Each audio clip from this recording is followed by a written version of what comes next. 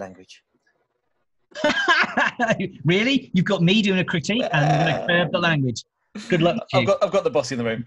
So I'd like to welcome everybody tonight. I'm Jamie Morgan. I'm the South East Regional Chair of the British Institute of Professional Photography. You all know me. I'm really pleased to be here with Paul Wilkinson tonight, and we're going to be doing a live image critique.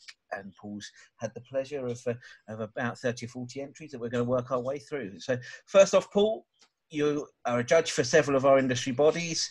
You're a fellow of the British Institute of Professional Photography. For anybody that doesn't know you, would you like to give us a quick rundown to what you do and what you do for us as an industry as well, please? Blimey. You know, of all the things, I probably should have been prepared that I had to do an elevator pitch. Hello, I'm Paul Wilkinson. Most of you already know me. I'm reading all of your names backwards as best I can because I've got a teleprompt in front of me. So forgive me if I can't say hello to each of you because I can't read that fast. I'm a portrait photographer, hardcore portrait photographer. It's the thing I love the most, which during lockdown is the thing I'm doing the least. I found myself right now photographing a range of artisan tonic bottles for a company. And it looks like the Hearing Dogs want to do some stuff back with their puppies, but working on a very long lens. You couldn't make this stuff up. So right now, not an awful lot going on in my world, at least not in terms of my normal portrait photography. In terms of the industry, been around it not as long as people think. I think I must just look old and people think I've been here forever, but I haven't. I went full-time in 2008, which was the last time we had a giant meltdown in the economy. Go me. Timing is everything. Became a fellow a couple of years after that, 3 years after that, in 2011, became a fellow of the MPA and then BRPP and then the SWPP. More recently, I'm a judge just because I love images, and so I've got myself trained and got onto the judging side of things, which I really like. And I'm not very nice. I'm quite competitive when I start entering things. So it's actually healthier for me and the people around me that I'm a judge rather than an entrance, though my wife is constantly trying to get me to enter images into competitions because the marketing apparently is really good. I have won a few over the years, but I do enjoy judging more than I enjoy entering. And the other thing was I'm blessed with the world's worst memory, possibly only surpassed by Martin Baines's. And that really just leaves me with the challenge that whenever it gets to the deadline for entering, I always go past the deadline and then remember this great image that I took just under a year ago. And of course, once you've done that, you have to wait another 12 months for the same competition to come around. So I'm not great with competitions.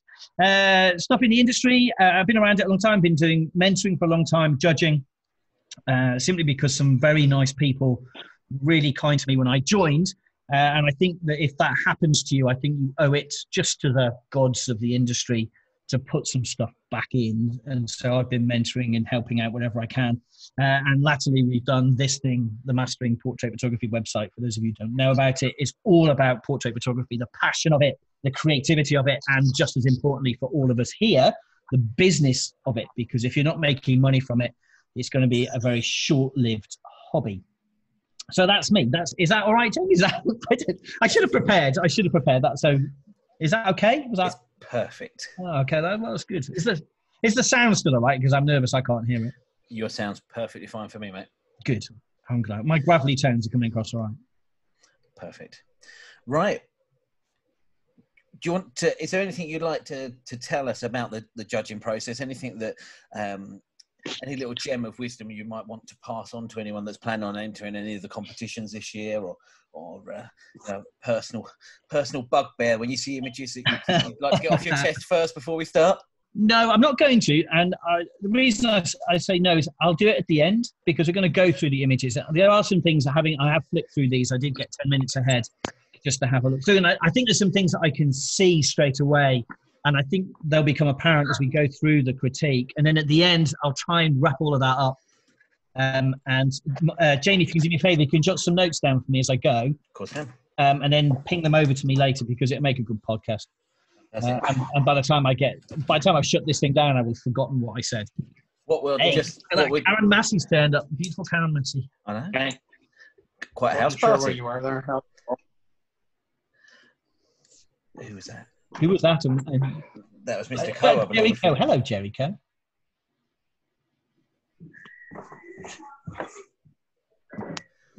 So We'll just do a bit of brief housekeeping before we start, Paul. Along the bottom of everybody's screen, there is about half a dozen buttons. The first one mutes their audio. So if you're not taking part or asking a question or anything like that, then if you could just hit that mute button, which just mutes your microphone. And then in the middle of the screen, there's a button that says chat. If anybody's got any questions, I'm going to be monitoring that as we go through the evening. If they want to ask a question, they can just pop a few lines on that chat, and I'll interrupt you at some good point. Someone's just asked what the lay flat screen is that you're using there, and I think we've answered it here. So it's a Wacom Cintiq. It's a Cintiq. It's this thing. The thing is, I trained as an industrial designer.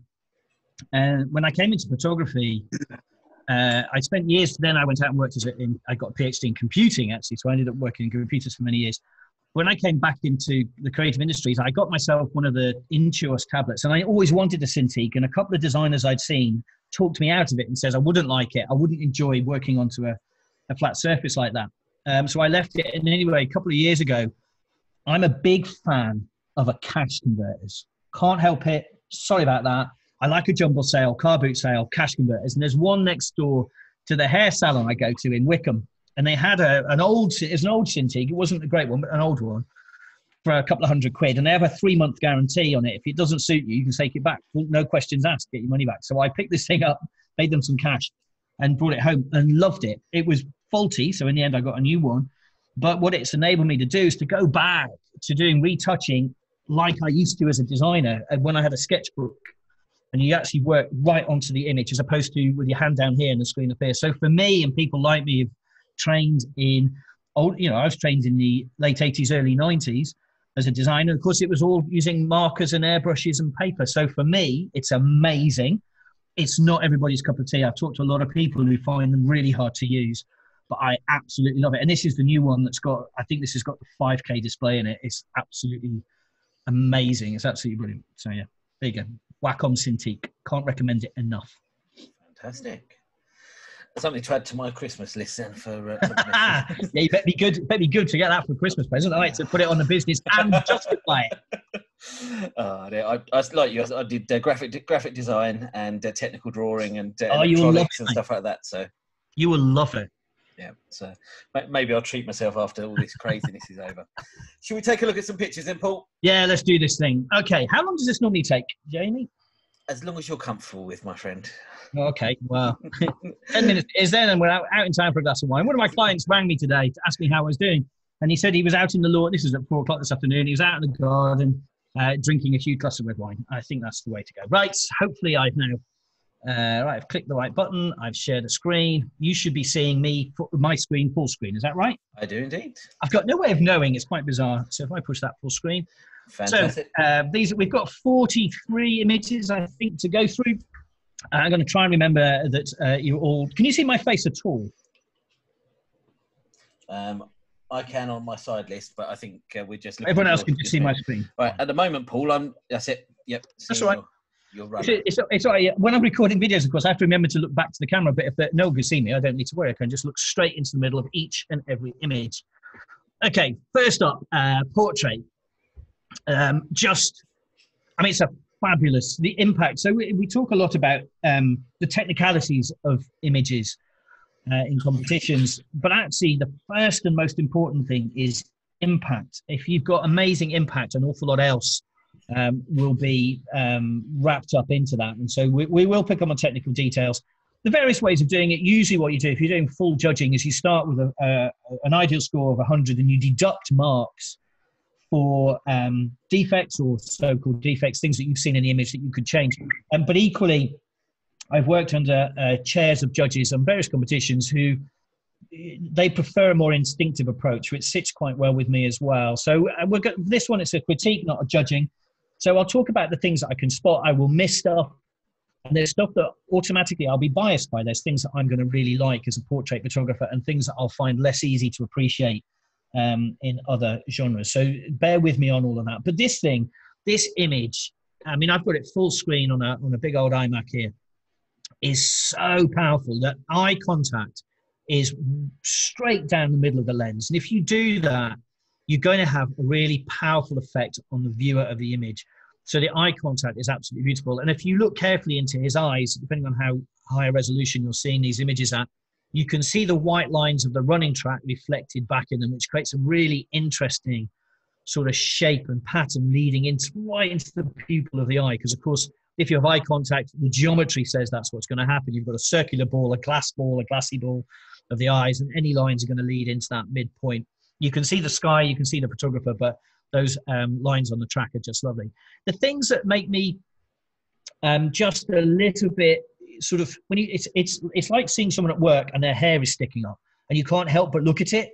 There's those things here. If you look under his nose or along his tash, there's little hairs, little bits of fluff. Now, obviously with a lifestyle portrait like this, there's a limit to how much you want to get involved with photoshopping. I'm not saying everyone should retouch, but this particular shot would have been as straightforward as saying to the guy, just rub your top lip, and that would have got rid of those little flecks of dust. Of course, photoshopping is an answer if you miss stuff. And if you're going to present stuff into competitions in particular, then you must do that, because as judges, we're going to see it. It's going to grate. We're going to start to deduct marks. But I love this. I love the composition of it. I love the two white lines on his T-shirt going up into his face. I love the shape, the green, the way he's framed in the orange. You know, it would have been nice, I think, maybe to have either got a little bit lower or a little bit higher and just controlled the horizon line and used that a little bit more for the image as opposed to it just being in the background. But this is a fab image. The exposure is nailed. Expression is brilliant. Eye contact is wonderful. Yeah, I love it. Absolutely love it. Is that all right, Jamie? Fantastic, mate. Can I just ask a quick question here myself? So when it comes to perfection, how much perfection would the judges be looking for? So, for example, we've got like a chicken pox scar on his nose and a mark on his lip and an area like the white line underneath his armpit. For traditional judging to take place, are we looking for most of those perfections to be, or imperfections to be? Yeah, that's a great question. And it's an interesting one for me as a portrait photographer as well, because I'm not a fashion photographer. So for me, I would leave the imperfections, 9 times out of 10, I would leave imperfections alone because they're part of the character of someone. But that's not the same thing as trying to win a competition. When you're trying to win a competition, what you want the judges to be having a discussion about is the power of the athlete, the power of the expression, the power of the eye contact. What you don't want them to be bickering about is whether you should have photoshopped off a little hair under his nose or a pockmark on the bridge of his nose. So you have to take a view. And for my money, competitions are not about the authenticity of the image. They're about the impact and the finish of the image and the authenticity of you as a competitor. So if you took, for instance, we took that slight scar out, this would not be a conversation. We wouldn't be having it. If we took that hair off his lip, this would not be a conversation. We wouldn't be having it. What you take out, the judges never know about. What you leave in, the judges have the opportunity to critique. So if you want to do well at competitions, you have to figure out whether each tiny detail in the image is adding to your chance of scoring well, or is a distraction from the message you're really trying to convey. Now, in this instance, I doubt very much whether the author is trying to convey that people who've had a chickenpox mark can become athletes. I mean, they're totally incongruous. There's no connection there. If, on the other hand, he had, let's say, an eye missing, then you could make the connection between,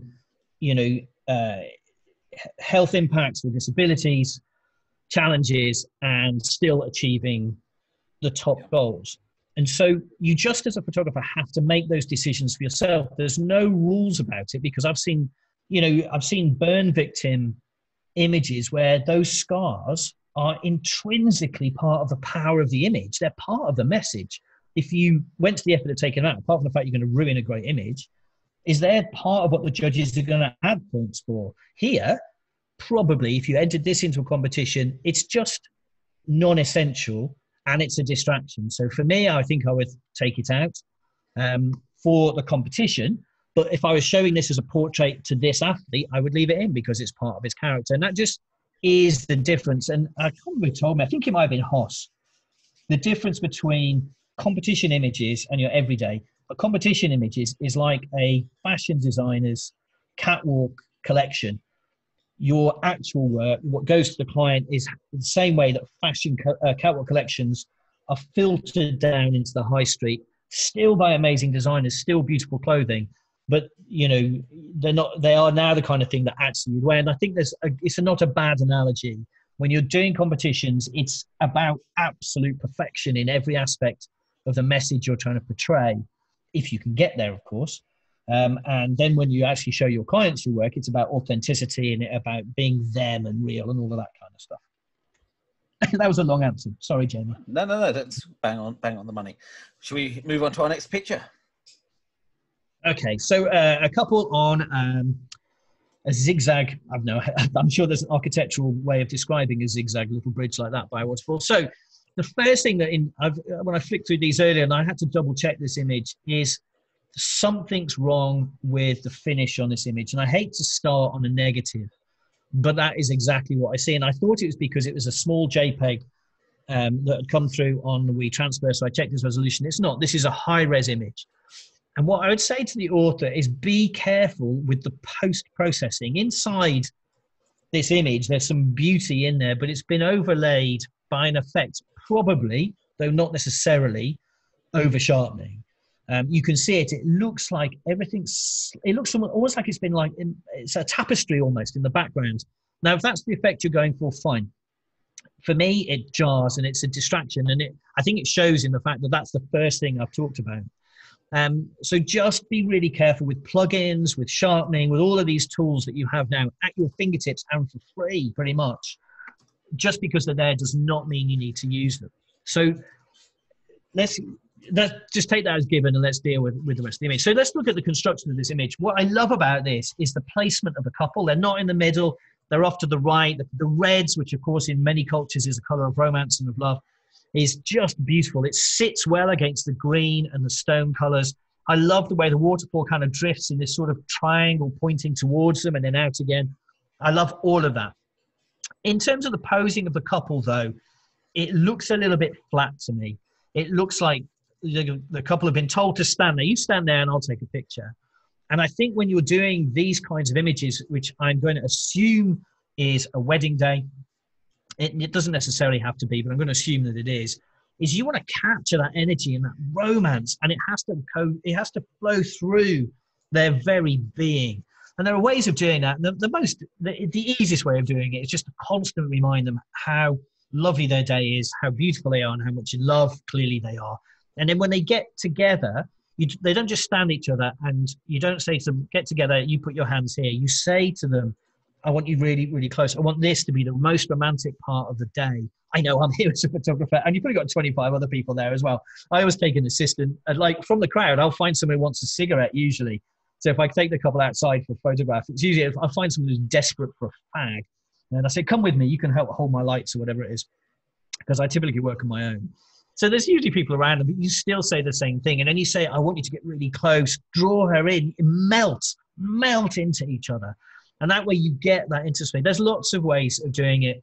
This pose to me looks flat, which is a shame. If you look at the curves of the waterfall and the natural surroundings, that pose in there should have a very similar sort of feel to it, a real dynamic where the couple are in love. They've melted into each other. It should be beautiful. I love the joy. I love the colors. I love the framing, the composition. I just think it's lacking that little bit of magic, and just watch for those effects and sharpening byproducts. Fantastic. Shall we move on? It's slightly weird knowing there's people out there and yet there's silence. There is. It's almost exactly the opposite of my house, where I don't know they're there and it's still somehow really noisy. Right. First impact, beautiful. Love the light, love the sunset, love the setting. Glorious. You just know. I mean, actually, if you took this couple out of this picture, it's almost a Haywain, isn't it? Who did that? Who did the Haywain? I should Constable. Constable, yeah. Constable, but with a kind of Turner-esque sky. I should know my artist, shouldn't I? Really. So there's this beautiful light, this beautiful context, and it's all been caught really well. I suspect there's been a little bit of lifting in post on those walls. They're just looking a little bit bright for the context. But that's forgivable, and I just rather like it. They seem to glow. Again, though, we go back to a similar thing as earlier. watch for that pose. You know, he stood incredibly flat. Now, I think when a couple are wearing these beautiful flamboyant outfits, it would be lovely to have a bit of flamboyance in the posing, some strength, particularly in the guy. She's got her hips forward slightly. She's just got, it's nice, there's a curve in there, slight curve in there, but he's standing very flat. And you need to just work on those sort of the messages that are coming across in the photography. It's not just a couple stood next to each other. This is a couple on their wedding day. Again, I'm going to make that assumption. And you just need to capture a little bit of that magic. Another thing that spotted straight away is if you look in the hedgerow behind the groom, there's a hole. And his head sits neatly underneath it, like he's wearing a teapot. As a photographer, you just have to see these things. And the trouble is, as a judge, we see them all the time and just wish the photographer had stepped one step to the right. And that would have framed this couple against the big green leafy mats that is to that side. The other thing is, I suspect, again, though I don't know, this is a sky overlay. There is certainly sharpening going on between the sky and the castle and the leaves. Now, that might be to do with darkening down the sky, or it might be to do with overlaying the sky. It could be either, and you get a very similar artifact.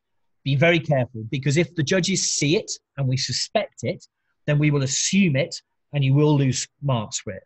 I know that might feel harsh, particularly if the poor author is out there. It's real, and they were in love, and that's the best that I could do, and I had no time. I understand all that. I shoot weddings too. But at the end of the day, when you're presenting images to a judging panel or for a critique, we don't have any of that information. We can allow a certain amount of understanding because we shoot similar things. But if it looks wrong, it is wrong. My old graphics teacher, when I did industrial design, he said one thing, and it sat with me for the rest of my career. He said, if it looks right, it is right. And that was it. So everything he taught, if it looks right, boys, it is right. And off we went. So that is the rule. If it looks right, it is right. If it looks wrong, to a judge at least, it doesn't really matter what actually happened. It's your job as the photographer to portray the message that you want to. But this is one of those scenes where if you get the chance again, go do it again, try some different viewpoints, try maybe a lower angle so you're not at eye height with them, try and get some theatre out and get the camera down lower. But it's great, right? The lighting is beautiful, the couple are beautiful, the setting is beautiful, the sky is beautiful, however it got there. So all in all, I bet this couple absolutely adored this image. Fantastic on anyone's wall, wouldn't it? Oh, yeah. Blown up big, this would be just wonderful. Next. Yep, far away. Am I in control of this, or are you in control of this? You're in control. I'm just here to grease the wheels. It feels weird. I haven't got the hang of this yet. Okay, another wedding image. Again, I'm going to assume it's a wedding image. And given it's the same couple from 2 shots ago, having assumed it there, I'm going to assume it here. Okay, you've got to love a tunnel. You've got to love a tunnel of pillars, and you've got to love a tunnel where you get light, shade, light, shade, light, shade, light, because it's just lovely to work with. I think when I look at the whole frame, there's this great set of leading lines that draw you into the couple. There's light and tone and darkness. But then you start to pick it apart, of course, and that's what we're here for, is to find things. They're not necessarily criticisms. They're things that I notice, and they're the kind of things that when I get my pictures back at the end of a shoot, is I spend the next 2 hours going, oh, if only. You know, the things that next time I'll do it slightly differently. So please don't take any of this as a criticism so much as, do you know what, if you tried this, it might look even better than it does. So this time, the connection between the couple looks slightly stronger to me. They're still stood very flat. That's not a surprise, given it's the same couple and the same photographer. So probably the same messages. We won't dwell on it, but look for that magic in the posing. Look for romance in the pose, the connection between them. It's the most important thing of a wedding photograph. Everything else hangs off the back of it. And I say that as someone who absolutely specializes in light, reading light. The couple posing, the connection between them is still more important. Their positioning in the frame is almost perfect, but it's enough not perfect that I find it just jarring. They're not in the middle of the pillar of the archway, particularly given the left-hand door at the end of the archway is slightly closed and flattening off the arch. That's a real shame, because I think if you're going to go for a centered pose, you have to make it absolutely centered. So all lines lead to the middle, and the author hasn't quite got there with this. And that's a shame. I think for this, given I've no idea whether you could open that door further or not, is I think I'd have looked to have done one of two things, is either bring the guys into this shadowed area and go for an off-center composition and use the pools of light that are clearly coming in between the pillars, or I'd have closed those doors down so that it was less obvious, and also you could have used the light that's coming in from the left-hand side. However, I love this scene. I think it's wonderful. I would have got the camera angle lower, I think, so that their whole bodies would have drifted up in the frame and sat inside that arch. You would have almost, you didn't want them touching the top of the arch, but you'd have got really close, and that would have given you a much stronger sense of theatre, and you'd have seen that sort of zipper of lights in the ceiling come down to them. And I think that would have just been, it would have added theatre to it, to go along with the clearly quite interesting lighting. A couple of bits that are just jar for me is if you look at the right-hand side of the frame, between these two pillars that we have on the right, the first two, there's light coming in between there. And it's just offset against, there's no light coming in from the left-hand side.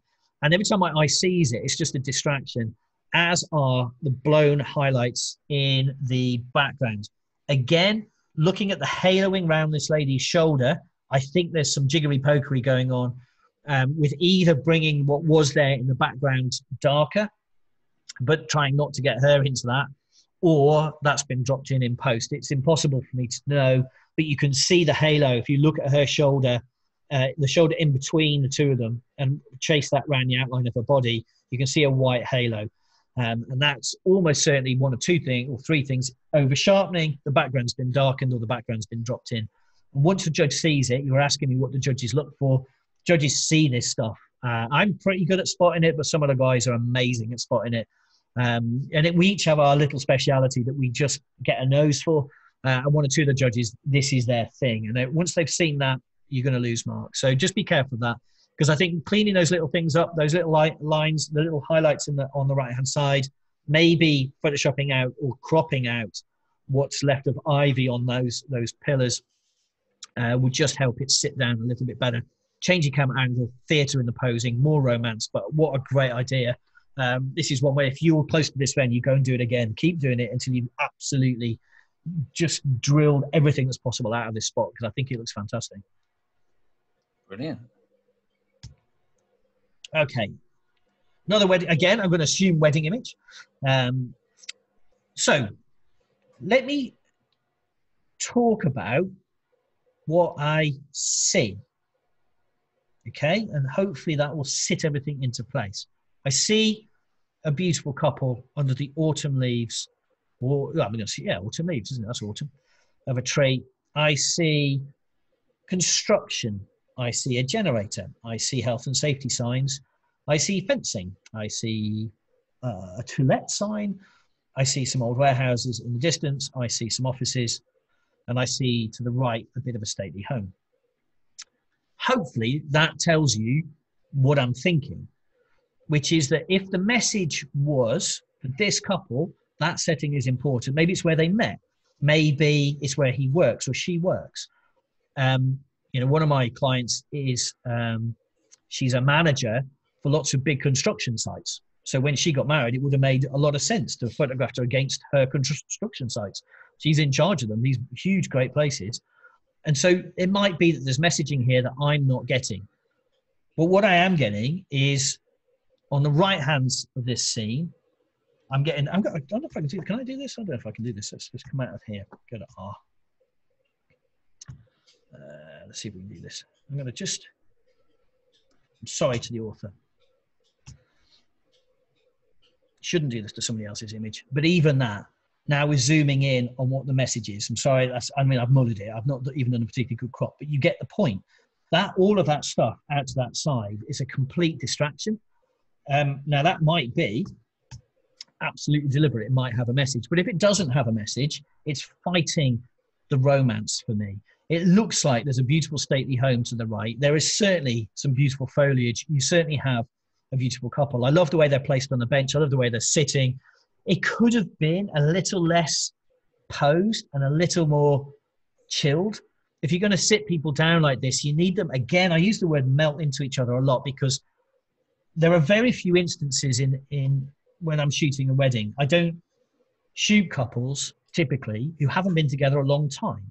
So when you tell them to melt into each other, that's something they do every day. It doesn't really matter about height differences, cultural differences. They're married, or they're about to be. And you can ask them to melt into each other and it will look natural. Here's one of those instances where she's kind of got it. He's just looking like he's not quite sure what he should do.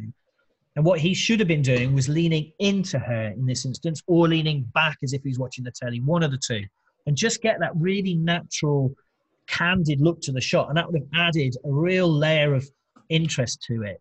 At the moment, it's just not quite there. I do think that the photographer, unless there's a reason to include all of that construction site, I think as a photographer, I'd have moved a long way to the left, pointed the camera back to the right. Now, who knows what's on the right-hand side there? It could have been a bus stop just off the right of that image, in which case the photographer's doing exactly what he should do, which is to make the best of it. But if you put this in front of a competition judge, that's what we're going to see. And if it's not apparent that that's their workplace, if it's their workplace, get them to wear their crash hats from their work, so that it makes it clear, the message is clear. But I love the colours, I love the setting, I love the idea. I just think you need to be careful of all of that extra messaging that's going on in the background. Is that all right, Jen? I think we've gone back one, haven't we? We haven't, no, this is a different one. Yeah, I did double check earlier. I'm not going to critique this one again because it is essentially the same image. Again, this is one of the images I used to double check that the effect, the artifacting I was seeing in the first image wasn't just to do with the JPEG. It's here in this one too, and particularly in the water. So there's not much more to add. I prefer the composition of the other one, but I do think if you'd moved this couple to the left of this one maybe, and use this bigger, wider scene, I think the bigger, wider scene is really interesting, particularly as the carp also have a little bit of red or orange on their bodies. But most of what we talked about in the previous image stands in this one. Well, I have to declare an interest in this, in that scene there. I live there somewhere, just to the left, down in the valley. We have a thatched cottage, so I don't have a wood fire or coal fire, so none of the smoke trails are mine. But it's very beautiful. It is really beautiful up here. And capturing a big blue grad sky like that is a really lovely thing. And this has been done pretty well. The first thing as a judge we always do, particularly in print, is to look for banding. There is a little bit, but I'm going to assume that's down to the JPEG. So this file has been pretty well prepared. It's romantic. It's got that sense of cold, which is always good. I just think it could do with something else. I'm not sure what, but just a shot of Coombe Hill, this is the monument on Coombe Hill, just above Chequers. On the Aylesbury Vale. It just needs something else. The smoke trail in the distance down on the valley floor cuts through one of the pillars, which doesn't help. It just, I don't know, it needed kids playing or two people silhouetted holding hands or something to add just a little bit of layer of interest and some scale as well. This thing looks tiny in this picture and it's huge. It's pretty big. Climbing up those steps, you have to properly haul yourself up each of those steps. They're not little steps.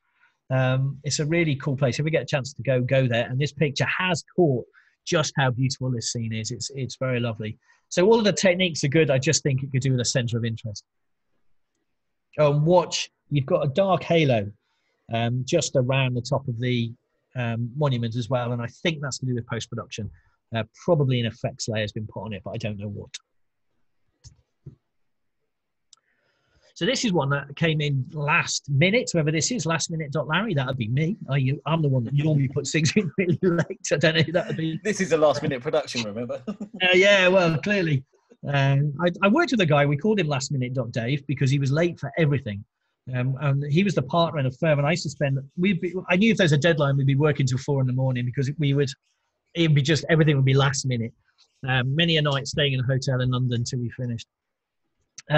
Actually, I really love this image. It's not something that I can say I specialize in, but I love the long shutter speed, which is giving this sort of cotton wool feel to the sea, the mistiness around the wood, the tones, the color tones. This is an image that would look absolutely fabulous as a great big piece of wall art. It's the kind of thing you'd see in a high-end hotel. I love it. I love the colors. I love the abstract nature of it. This is one where it doesn't need a center of interest. The abstraction, the colors and the tones are enough, but there's still some form in there. I really like this image. It's a great image. So yeah, not much more to add, I'm afraid. Choosing the right print medium for that can really help it pop as well. Yeah, the treatment's been very good. So yeah, choosing a print medium would be really, really important. But you could go either way. You could use something desaturated as a tone, like a fine art paper, or you could go the other way and use something really crystally, like an acrylic, these liquid glass things. So even though the colours are subtle, it would really bring them through. And I've no idea which it would look best. You'd have to run some test prints. I always get it wrong, by the way. I spend forever testing. Lewis is the author of this, and he says that he's printed this to metal beforehand and given it a pearlescent finish. Which I bet it's lovely, isn't it? I bet it's absolutely beautiful. I love it. I love it because it's photos like this to me are a bit like poetry. You know, it's kind of abstract. It makes you feel something, and I like that. It makes me feel something. It makes me just kind of, yeah, it's nice. That's lovely. Really like that. Right. Well done, Lewis. Apart from the last minute bit, obviously. Okay, so Lady with Brick Wall and cling film by the look of it. So this is the first time I've seen this. Although I flipped through it earlier, I didn't stop on this one. Okay, so first things first, expression, love it. Connection with the camera, love it. Strengthen the pose, love it. Lots to love about this image. Let's look at the things where it would be nice if it was slightly different. The first thing that strikes me actually is something that's slightly obtuse, and I'm not sure I've ever seen this on an image in a critique or a competition. If you look at the bricks on the right-hand side, they're out of focus, and yet the plane of the camera clearly, at least in the finished image, is along that wall.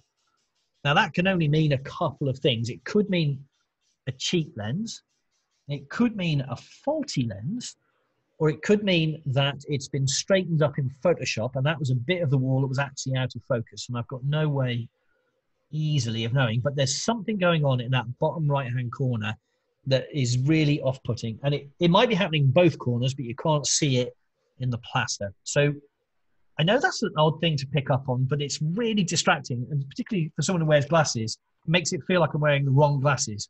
So just the author, be careful of stuff like that, whatever it is that's going on.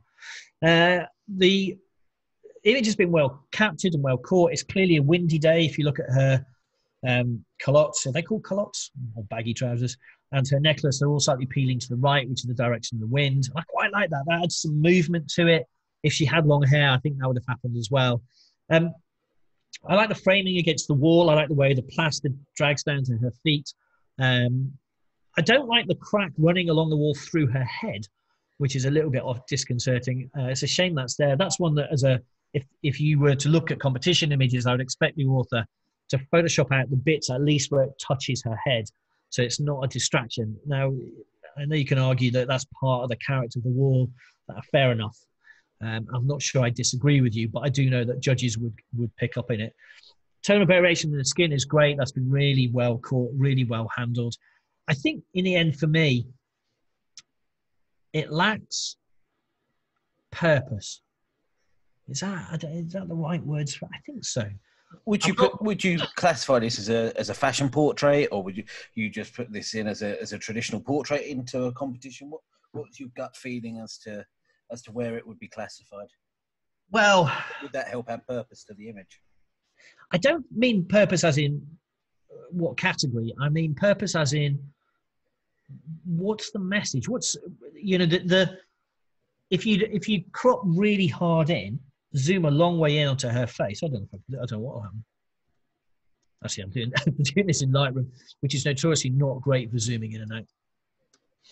Right, let's just see if we can.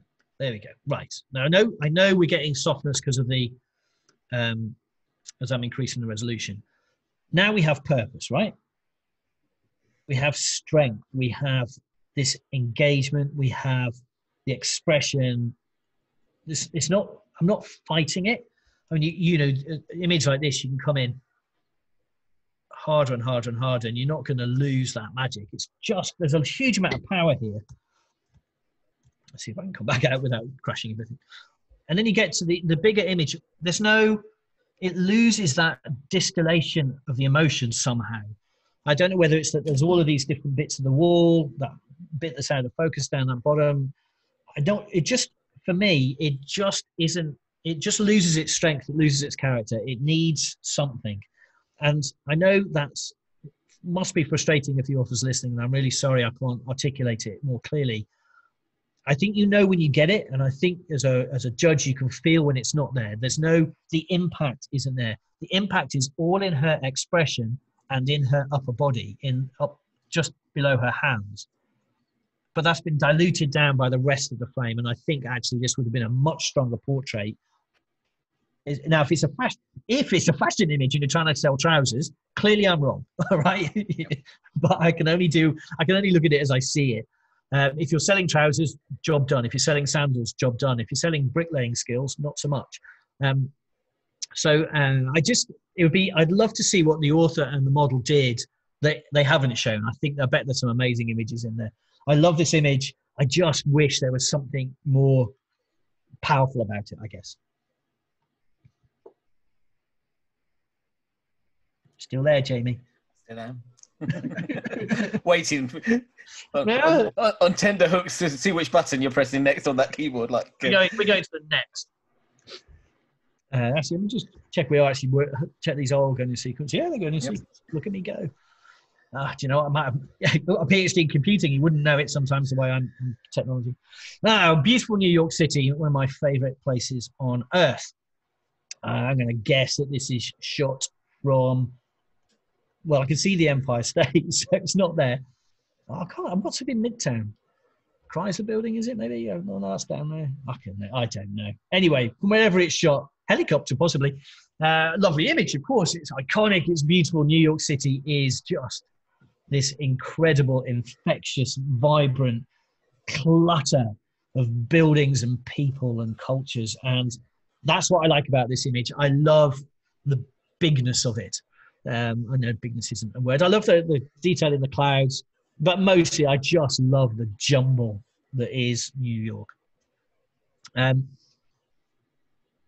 not sure there's an awful lot else to add, and I think that in the end is a problem because this scene has been shot 1,000,000 times. You know, you have to watch pretty much every Hollywood movie made in the 70s and early 80s, and it has some kind of scenic of New York.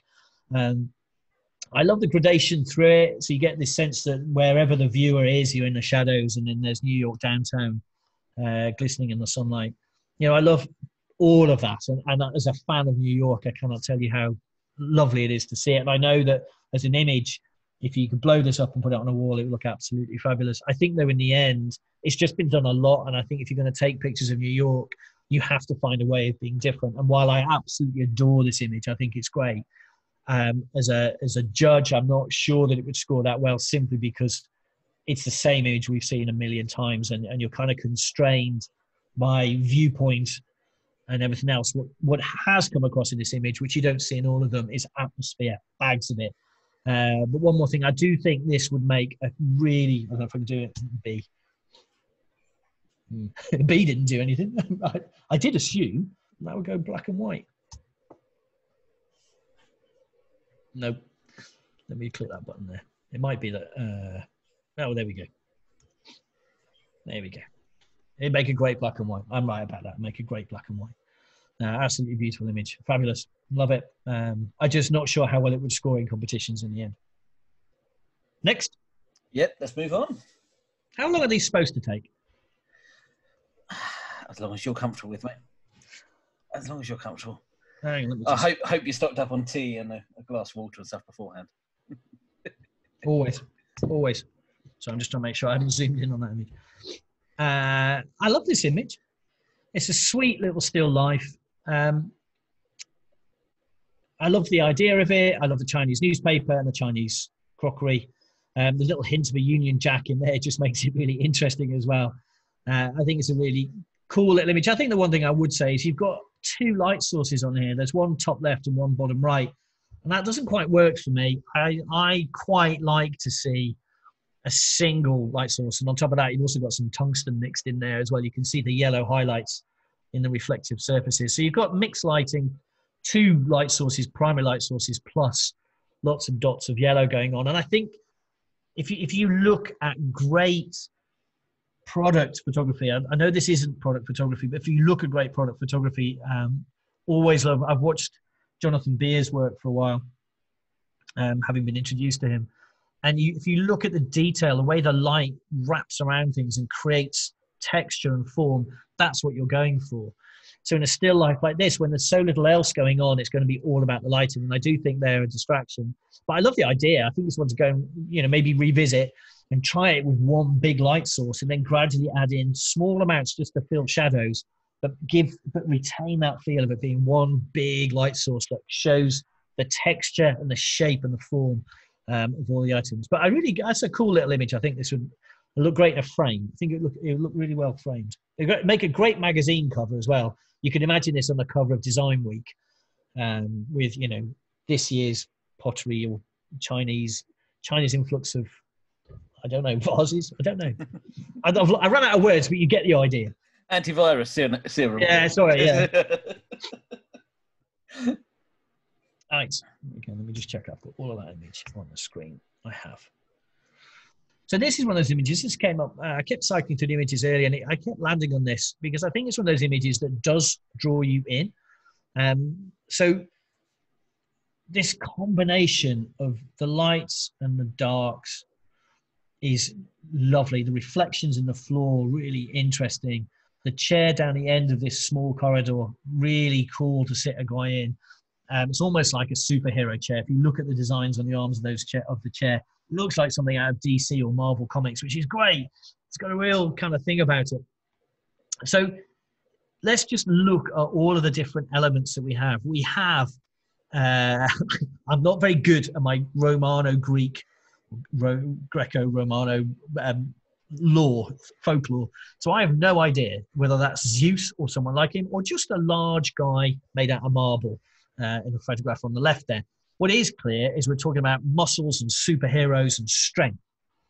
And then you get to the guy who sat down casually at the end. It would have been nice to have had some strength in that pose. It's a lovely pose, I grant you. The triangle in his legs, the way the hands are nice and soft, it's very gentle. But look at all of the other key elements. They're all super powerful, super strong, superhero. And I think really that's what should have come across in the guys posing. Even that chair looks like something out of X-Men, and I'm not a Marvel Comics kind of guy. I'm more Friends and that kind of stuff, but my kids love it. I see enough of it. So I think this should have been posed differently. I think the narrative, it feels like there's two narratives. It feels like the shoot was to take a nice portrait of a guy and you found this cool location and you put the two together. What you didn't do was modify your thinking, at least for the shot you presented to us for critique. He may have asked for a really chilled, relaxed pose. Great, do it. But then at the end, say to the guy, look at all of the things around you, the vertical lighting. You've got almost certainly strobe lighting coming in from the right. You've got all of this shape and form that's all kind of superhero. Posing that way, or posing strong, like he's either the hero of the piece or he's the villain of the piece. Doesn't matter which. What's really important is you get that strength. And then I would have done very similar thing with a camera angle. I think I'd have put the camera pretty much on the floor, because what happens then, and this is a shiny floor anyway, is a thing called the Fresnel effect kicks in, and you get the light skipping off the surface of whatever it is. If you put a camera on pretty much anything, you're going to get light skipping off the surface into the lens. And so you'd have had this incredible set of reflections, incredible form, incredible light, incredible angle. It just would have been incredible. It just would have been. And so in the sense, I suppose, this is a beautiful picture that I'm slightly disappointed with, because in my mind's eye, I'm playing out what could have been. So to the author, I would just say, please grab someone, if you can, go back to this setting, if you can, and take some more. Or if you have some outtakes that weren't what the client wanted, but are closer to what I think you might have thought about, then maybe try submitting those. But I love it. I love the lighting. I love the form. I love the textures. I love the idea. I just would have loved to have seen all of that carried through into the positioning of the guy. Matt's turned around to us and he said that this gentleman's a chair and a car designer. And he's got some other images as well, which are him standing over the chair and a few stronger poses as well. One thing I did want to say about this picture is it's a great example of a double spread for a magazine. Oh, yeah, you can flow text over this all day. Well, actually, you say that. You can flow text over bits of it, because those two spotlights in the middle will have popped through to white, and the highlights on the top right will have popped to white. And they're a headache on a dark image, because you start to lay a light-coloured text on it and you get all sorts of you have to place the text very carefully to drop over the top of those. But yeah, you're right. It would look fantastic. I love it. I love the image. All I can think is, oh, damn it! You know, he just needs to be sat right forward, shoulders up. Really, I'm going to use the word masculine, and I know in this day and age that sounds wrong, but you know what I mean. Very square-shouldered, straight forwards, very almost confrontational. Probably not the way a designer is. Actually, even though you've said he's a chair and he's a designer. Most designers are not that. But that's the tone I'd have taken with an image to enter to competitions. I think it would have been absolutely fabulous. Sorry, Matt. Right, next. Oh, I love this image. I dropped on this a couple of times earlier. I love it because it makes me sad. I don't know why. 01296, that's Aylesbury Vale. This is my home area. Maybe that's why it makes me sad. I don't know which photographer it is. It's right in my area. But this is sadness personified. And when you see pictures like this, actually, you know, I didn't clock that it's Aylesbury earlier. I thought it was a northern town because it's typically, you see this photography linked to it's grim up north and all of that kind of guff. Well, this is very firmly in the home counties, supposedly one of the wealthiest places in the UK. And then you look at what's going on behind this couple and it is just sad. And it makes me feel sad. As a picture, it makes me feel sad. So the impact, lovely. I wish she wasn't looking quite so happy. His expression is just painfully perfect. It's melancholic and just disappointed with life. But the brogues, the suit, the slightly baggy suit, you know, I love it. She just is a little bit too chipper, really. Maybe she could never drag him out of the damn social club. And apparently this is Wayne Hemingway on the right-hand side, the founders of Red or Dead. Yeah, actually, I've met him. I didn't recognise him from the picture. Who's she then? I'm going to have to find out now. Yeah. Should have come to the table with all the information. I didn't realise it's his wife. Oh, I didn't realise he's from this area. But let's deal with some construction elements in the picture. So all in all, I just love the atmospherics of this. And by the way, the black and white conversion is nigh on perfect, except for the fact you've got a white sky. Cropping. You have got a symmetrical image, near as damn it. The shape of the building is symmetrical. And it's not being cropped off center enough for that to be a key part of the message.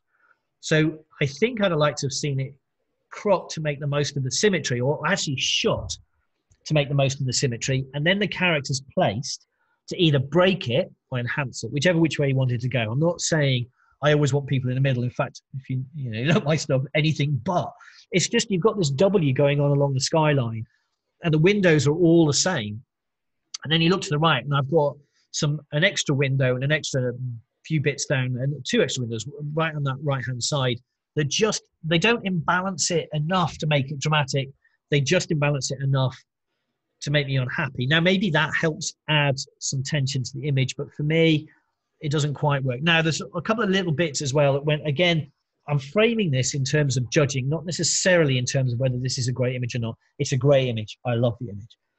But as a judge, the things that I'd start to pick up on, if you look at the back of Now I Know It's Wayne Hemingway's neck, he has a large lump growing out of it, which is almost certainly a burglar alarm stuck to the wall.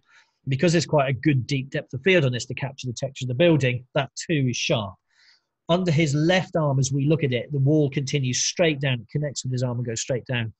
And it just draws your eye to it. And also where he connects with the notice board to his right. They're little things, but they're important little things. Because what they suggest to a judge is the photographer could just have moved a little bit and got control, or reposed it a little bit. This is not an accident. This is not street photography. The finish is street photography-esque, but this is posed. So you have time. By definition, if it's posed, you have time and control. You have to demonstrate that. And so those little bits for me as a competition image just jar a bit.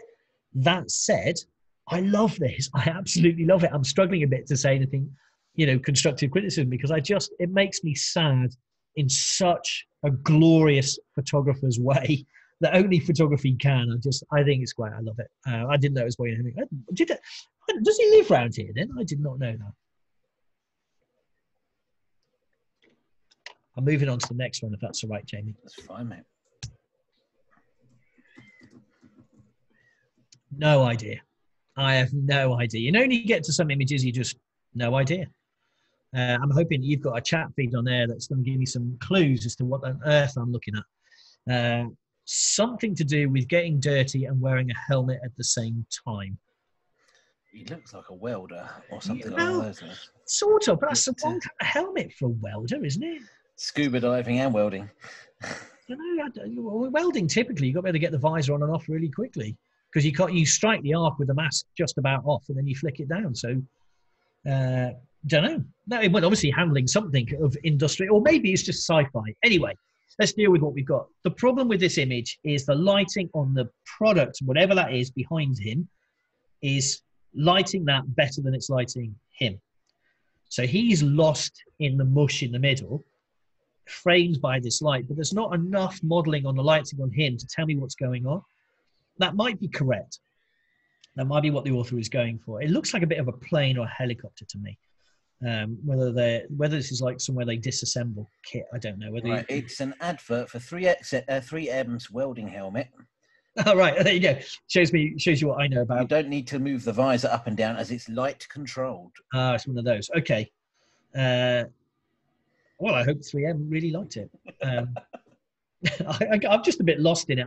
This is an image that, as a judge, I don't think any judge would be quite sure what to do with it, because the lighting. And by the way, if this goes for fashion and it goes for product, if you're lighting to sell something, 9 times out of 10, it's got to be clear what it is the viewer's looking at. For me, this would look like someone advertising scrap metal. So whether or not I'm right to think that and whether that's harsh is a little bit of a moot point. That's what I see.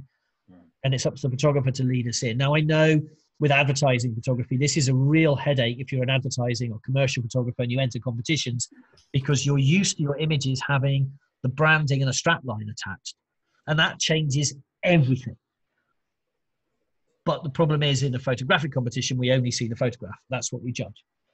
And I understand that's a real headache. And for someone who spends a lot of time, like I do, creating images that have space to stick stuff on them, that's a little bit of a disadvantage. However, what I would say is try to untangle whether you're taking a great photograph, whether that's great for the client, and whether you're taking a great photograph that you're going to put in front of judges. And think it through. It's strategic. It's not random. So I'm sure, given what you just said, the client loved this image. But that's not to say that the judges will. But you could very easily have relit this, just some simple stuff. Even just changing your angles, because the amount of light that's coming out of that, whatever it is, a fuselage or something. It's the interior of a road sweeper. It's the module that sits on the back. I've done well. I got just about every bit of that wrong, except for my judges' views that I don't know what it is. So thank you for picking up all the comments and putting me right. But I do think that if there's going to be an image in this, you've got to light your subject well. And in this image, the best lighting is on the back end of what turns out to be a dump truck or road sweeper. And so it doesn't portray the message that the photographer thinks it does. And as such, it's hard to judge and give it a great score. To do that, you've got to be clear about your messaging. And this will come through over and over. You've got to be clear about your messaging. And this was apparently listed with PP this year. A couple of images came up, and all of us came to more or less the same conclusion. And we were led as well by the chair, whose name I can't remember for a minute. It'll come to me by the time I get to the end. And he he actually made the point to the audience: it's not the judge's fault if they don't understand the image.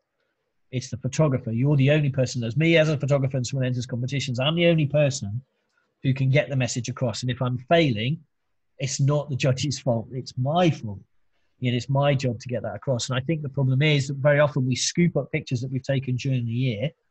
And I do this, and I enter them, and then I'm disappointed when they don't do well. And I look at them cold. And of course, what I've done is take an image that was great. I loved it because I was there.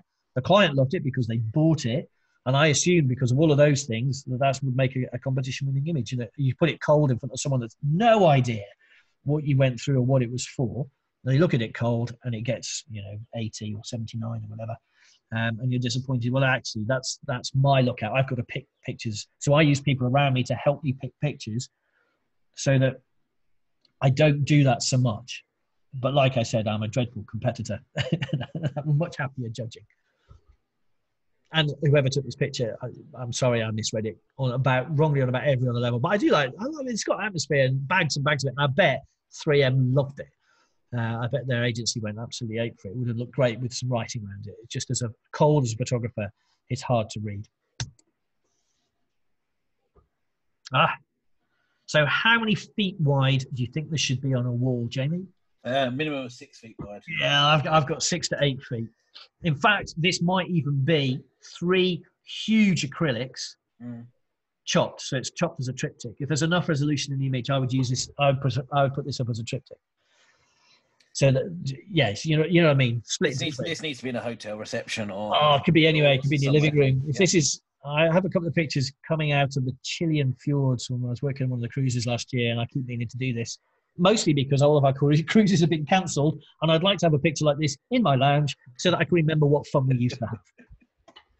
I can explain that to my kids who are climbing. Freedom was like. Yeah, this is freedom, children. They're 18 and 21. I call them kids.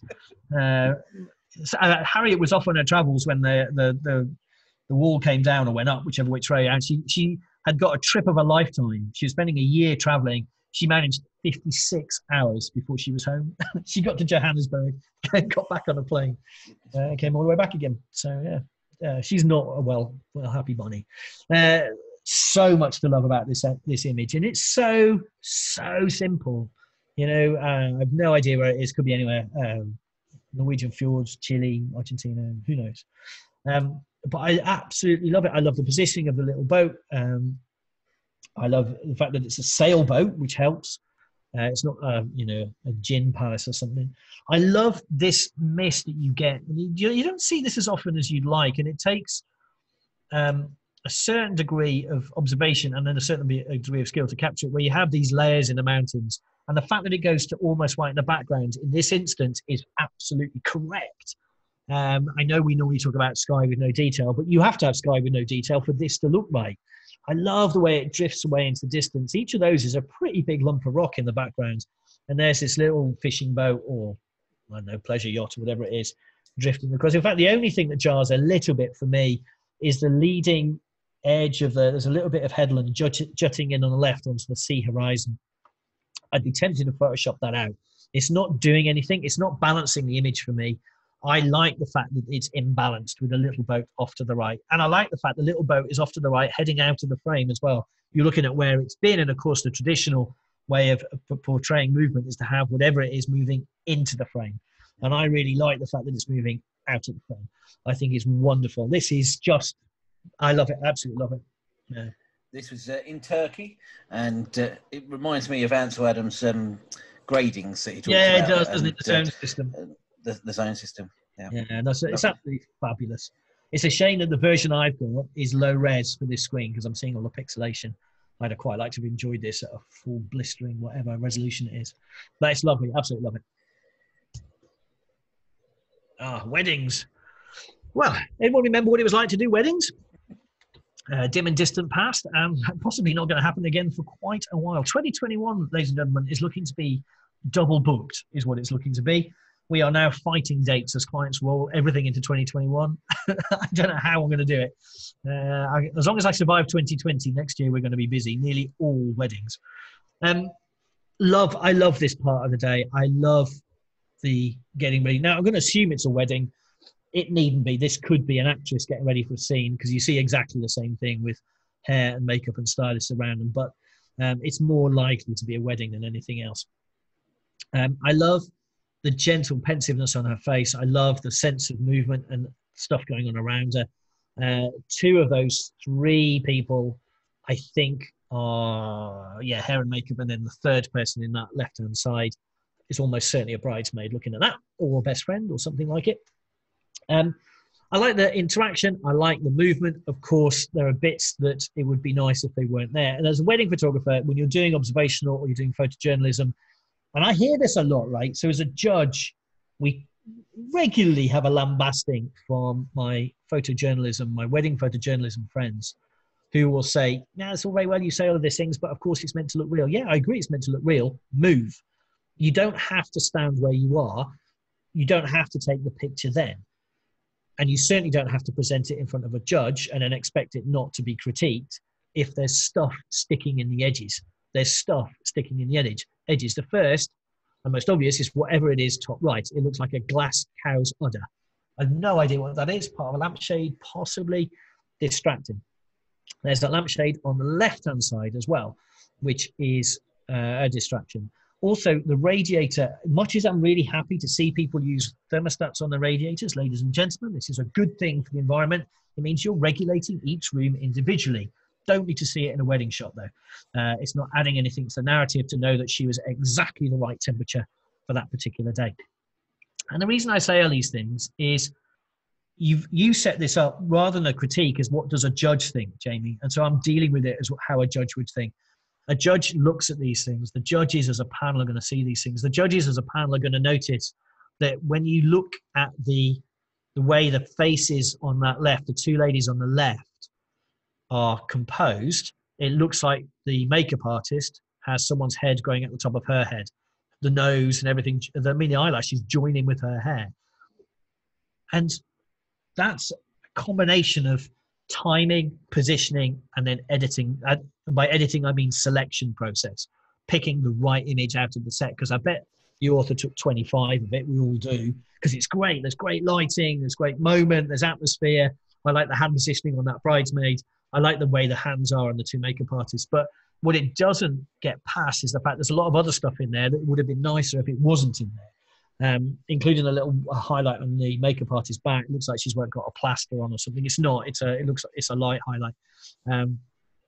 I think this is a difficult area for me because photojournalism is meant to be raw. It's meant to be undirected. You know, I'm not a photojournalist, so for me, what I'd have said probably is, can we just get you to tip your head back to the bride? Just tip your head back a little so that shadow under your eyelashes is. There's probably a halogen light above her head. Tilt your head back a little bit and let the makeup artist do her thing. And that way we would have had that perfect lighting on her face. Because that would have popped a little bit lighter, we could have darkened everything else down. But I'm a guy that gets involved. As a photojournalist, you're not supposed to. It's supposed to be raw. But I do think on this instance, if the author had stepped to the right by about a foot, in fact, just leaned to the right by about a foot, you'd have got separation of the two girls on that right-hand side, the two ladies on the right-hand side. You would probably have either included the lampshade properly on the right or lost it completely behind the two ladies. And you'd have also got rid of whatever it is that's coming in from the left. You'd have got rid of a lot of stuff very quickly. And so also, I can't see what's on the right. It could have been 25 other people or a wall. You never know. But as a judge, that's not my job. My job is to look at all of the construction, the elements, and to decide what score this should give. It's also got some blown out highlights in the white, which you're going to be very careful of, just in her gown. That always happens at weddings because lots of people wear white and you're constantly battling out. But I suspect this has got detail in the photo, but the production has just lifted it through. I don't know why I think that. I just feel that it's there in the capture. It's just been lost in the black and white. But I love it. I mean, this is an image we would sell every day. I think it's great. But if you put this up against the Mark Seymours of the world, you just know what he would do with it would just have those little elements that would be bang on. And so that's what you're looking for as a judge. Okay. Right. As you move on to the next image, I've realised those moments that they have commercial breaks on the radio station. So I'm going to let you talk about the next couple of images, and I shall disappear for about 30 seconds. But you think I can do 2 images in 30 seconds? Well, you can do 2 images as long as you need, but I shall all right. disappear for 30 seconds. Back on then. I shall assume if anything breaks, it's not my fault. Right, so ladies and gentlemen, what should we do while Jamie's gone? What can we record that would get him into trouble? I'm sure we can think of something. Oh no, that's Bainesy's in the room, isn't he? He'd stop us. Right. Okay. Almost certainly a commercial portrait. We do this kind of thing with a gym as well. Whether she's an instructor, whether she's a fitness fanatic, I've no idea. But something along those lines. Lots of stuff to love about this image. I love the strength in the image. I love the expression and the eye contact in the image. Of course, as a portrait photographer, that's the stuff that I adore. But let's have a look at things that it would be nice if they were maybe just tweaked a little bit. Firstly, the lighting on her face. I mean, there's at least 2 light sources here, possibly 3, maybe even 4. I'm not great at reading other people's lighting patterns, particularly as these days you can do so much in Photoshop. But if you look at the lighting on her face first, it's a hard light source. The 2 clues are the hard edge shadows and those 2 pinpoint highlights in the eyes. And the other thing is that hard light source is too low for me. I like the highlights in the eyes to be up above the center line, and these are on the center line, which means things like the shadows of her nose scrape across to the left-hand side. You can see there's another light source on the left because her left-hand ear is not just lit, it's overlit. It's actually the brightest bit of her face is her left-hand ear. So that's coming in from the left somewhere.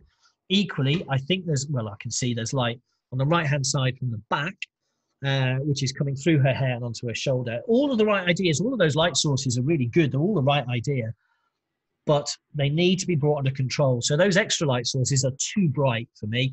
I think this is an image where it would have looked stronger with one light and then very gently just drift in and paint with your other light sources until you get what you're after. Now, of course, I have no context. This could be in a gym, and that's the lighting, because gym lighting is like this these days. I work with a boutique gym, and depending where I put someone, I can either have incredible lighting or I can muller an image. That's within a foot of moving, because there are spotlights and colored gels and all sorts of things going on. So forgive me if I'm looking at this and you're moaning that it's not like that in this gym. And I don't have Jamie now on the other end of that to say, I've just got this person chatting, saying that's all there was. As a judge, the lighting is too harsh on her face. The angle's not quite right. What it has done, though, is brought out that glisten on her forehead, which in this context is great. Normally, as a photographer, you're fighting to get rid of that. Here, of course, when exercise is involved, a little bit of glistening is perfectly appropriate, and I love that. I love the strength of the image.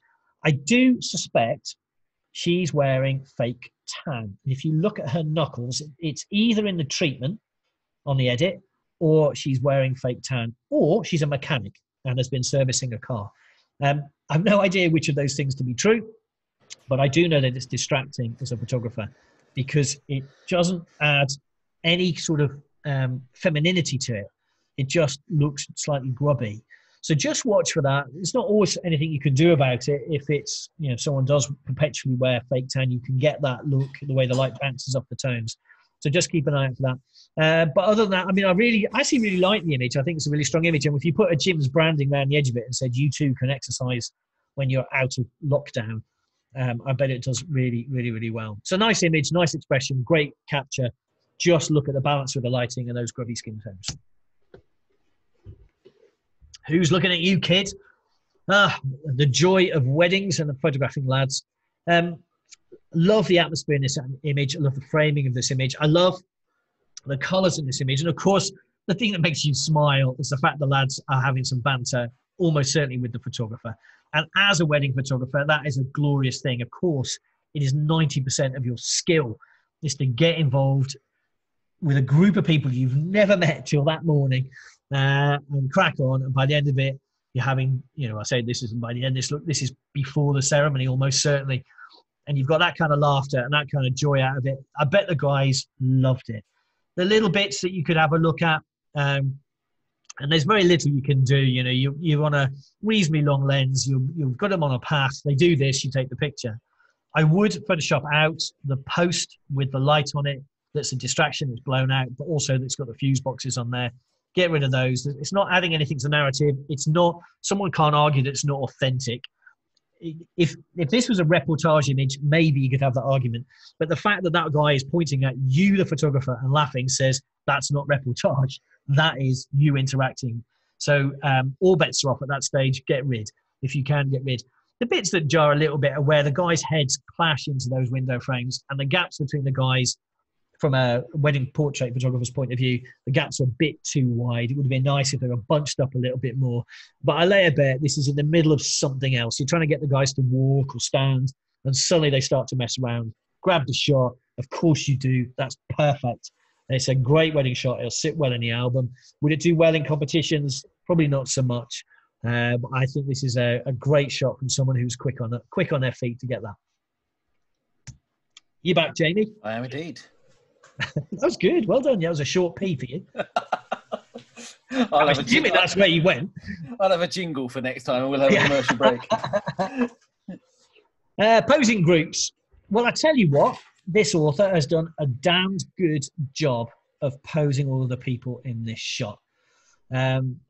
It's hard to get this many people together and make it look all right. And pretty much this is on the money. Of course, because we're here to critique, there are things that with hindsight, lovely that it is, you do slightly differently. The guy in the back in the blue T-shirt, one step to the right as we look at the photo, would have improved that section there.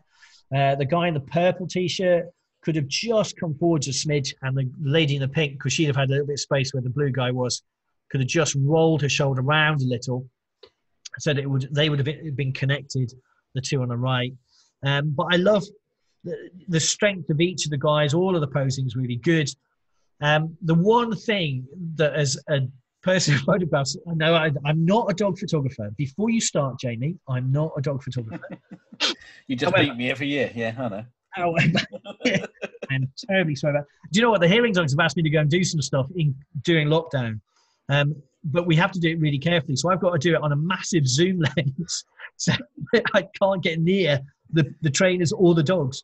But there's some puppies coming through that I've got to photograph. So I'll let you know how that goes. Ridiculously flat perspectives is my guess. The guide dog in the middle should be looking at the camera without a shadow of a doubt. Now, I don't know what the guide dog's looking at, but the thing about working with guide dogs and hearing dogs or any trained assistance dog is the clues in the title, they're trained.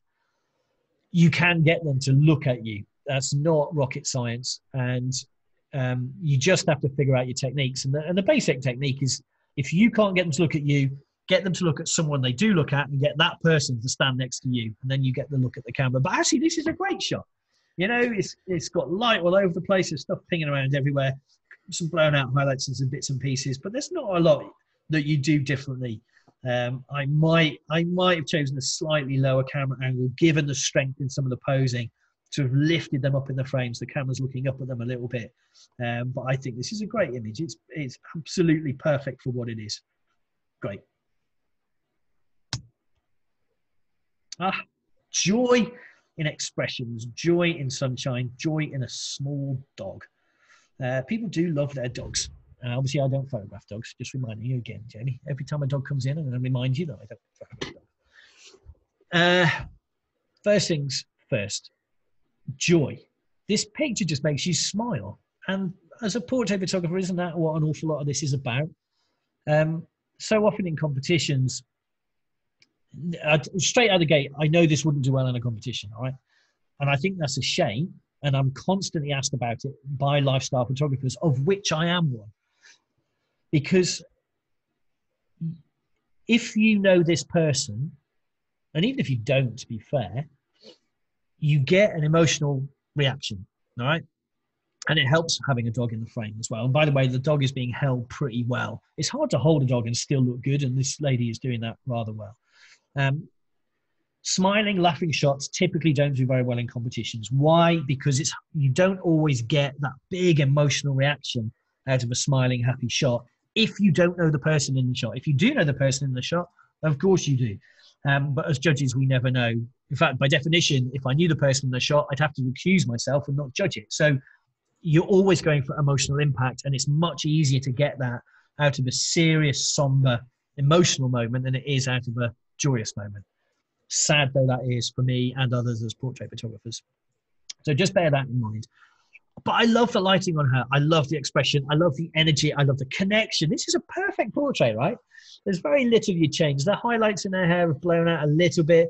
It would have been nice if you could have found a spot where there was more shade on her, like it is on the dog, you know, a little gentler, maybe push back towards the trees where the sun is coming. Use the shadows a little bit more so you don't get that big orange glare out. But I'm being really picky. With dog photography, I believe the dog photographers would say to take the lead and collar off. Isn't that right, Jamie?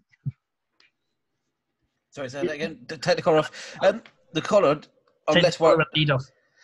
the lead's the thing that's pulls my eye, the gold clasps. I'm not even so worried about the collar as much, but as a general rule, take the lead and collar off.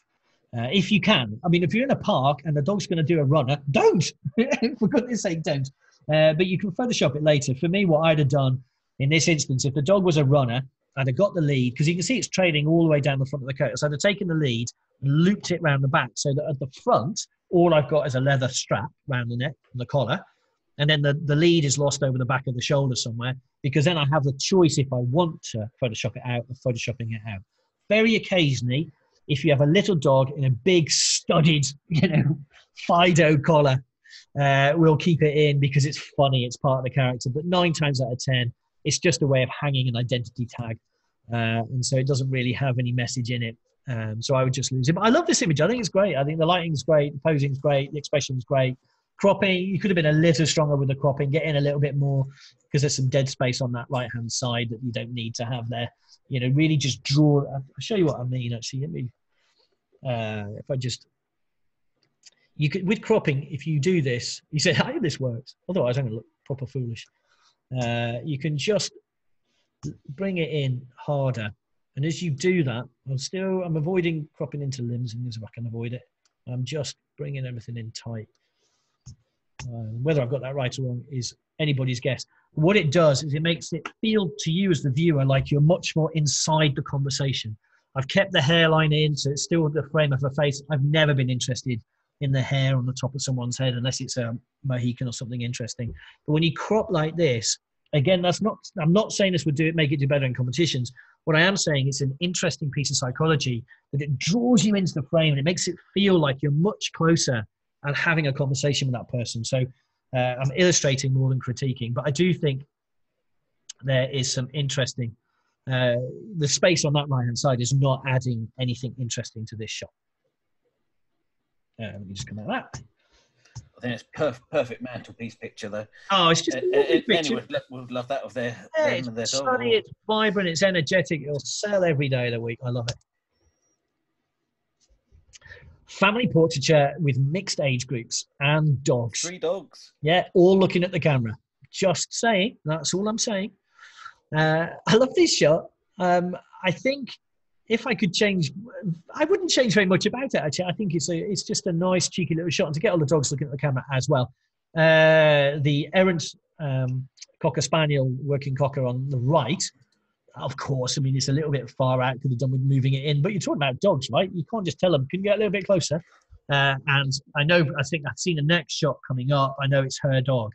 And so, I don't know, you'd have to get her to bring the dog in and you probably lose the rest of the magic of the post.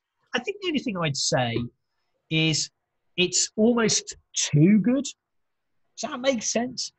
Where they're all touching each other, and they're all facing the right directions. And I quite like it to have a little bit more edge than that. So I think the teenage boy in the middle, I'd have posed him facing towards I'm going to assume his sister, and just broken the lines up a little bit. So it wasn't quite so clean. But this is a perfect shot. I love it. And, when you get a shot like this as a family photographer, you just celebrate. There's nothing else to be done. You celebrate.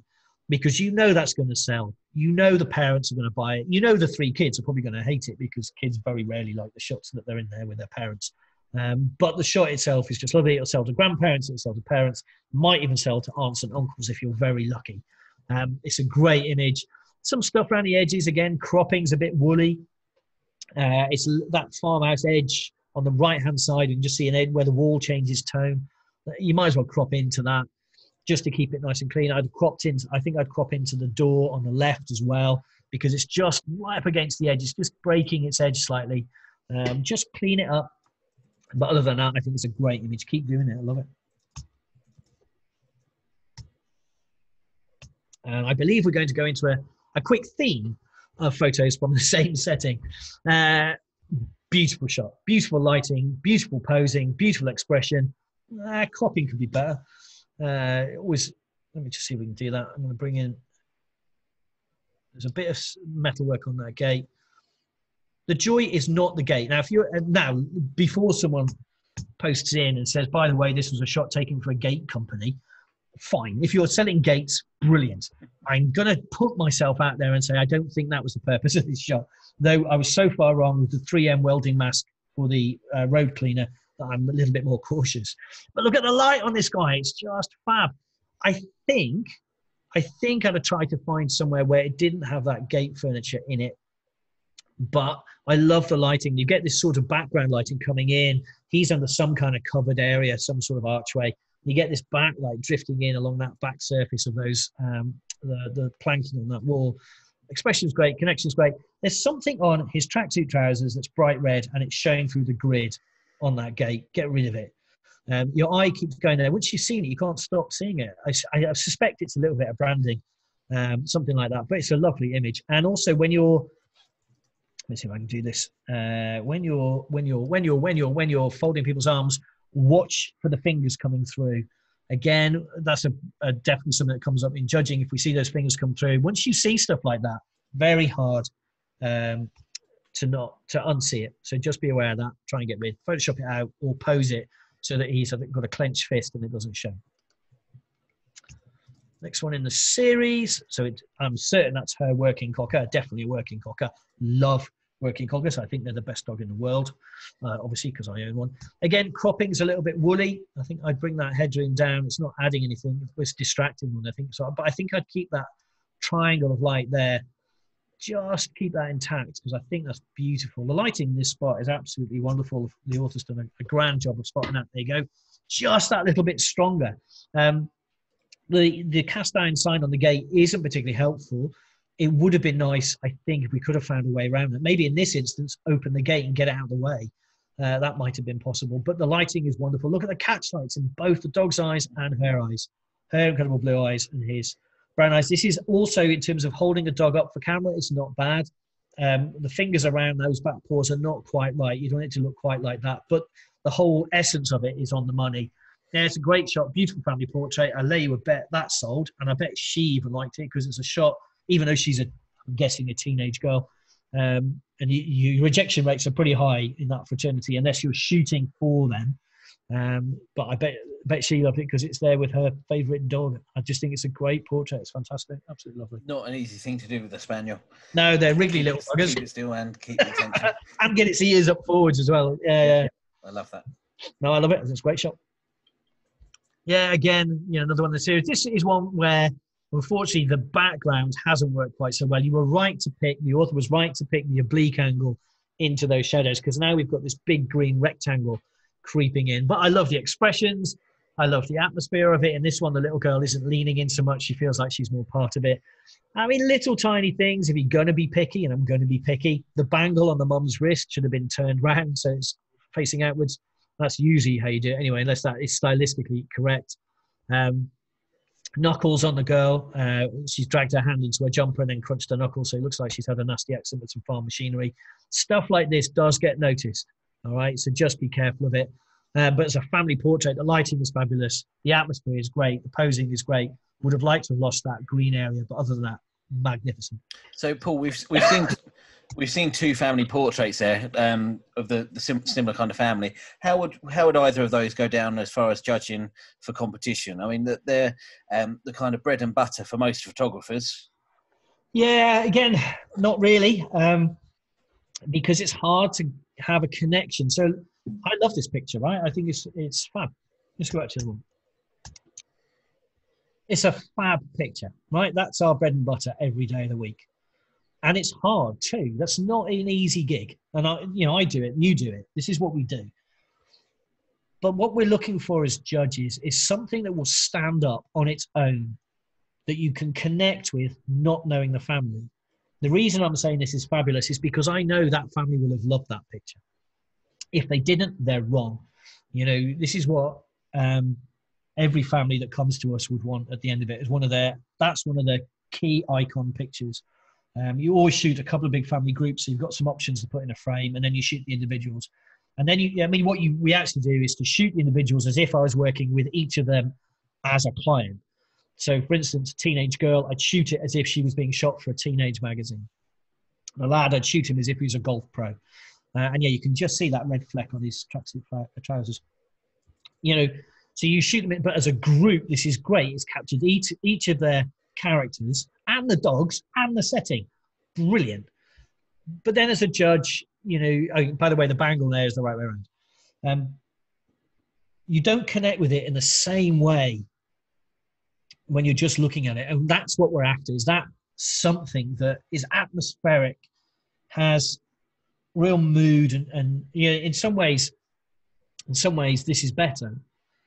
I wish he wasn't smiling. If as a smiling picture is never going to do quite so well as a moody picture, because it draws a different emotion out of us as observers.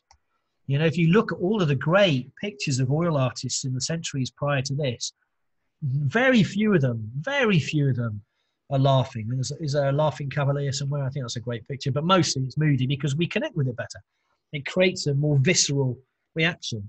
And in the end, that's why these pictures don't do so well. That said, there are now categories in some of the competitions specifically for family photography. And as such, you will do better. There you go. There's my penny.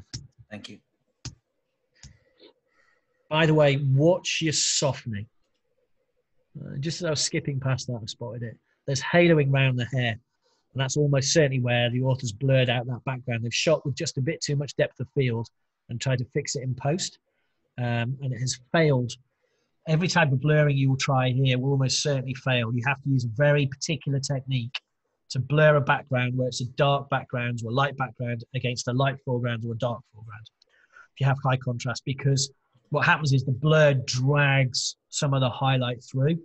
There are techniques for it. They're out there on the YouTube. Go and have a look. Dog. Don't photograph dogs. Okay, so let's have a quick look at this. The shame of this for me is I know how that would look had the author turned off one of the lights. There's too much light on the body and the back of the neck of this dog. But look at the light in the eyes and imagine what that would look like with no secondary lighting. It would just be fabulous. The expression, the way the ears are up, the line of the light is perfect. It's created that modeling on the eyeball, which is just great. So I suppose I'm looking at this with a degree of a little bit of disappointment, and no amount of treatment and finishing is going to correct that out. I say correct, there's nothing really wrong with it. It's just I know what would have elevated it.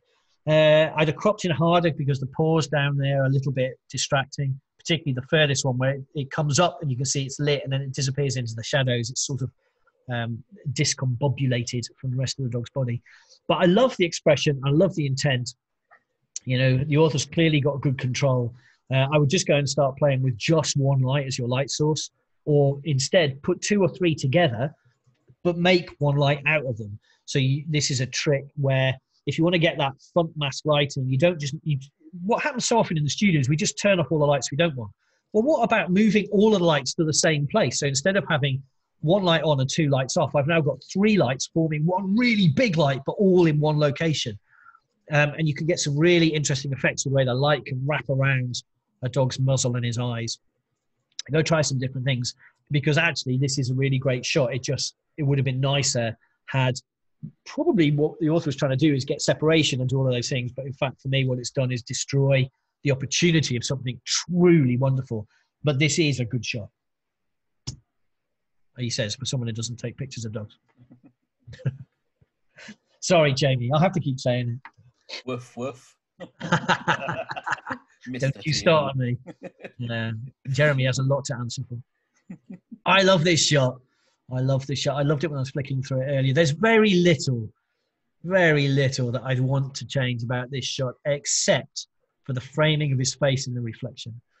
It's not quite right. Really hard to do, though. It's really hard to get. If it feels like he's playing, I don't know that he is. I can't see any of the hammers up on the keys, so I'm not sure that he is actually playing. But it feels like he is, and that's the trick.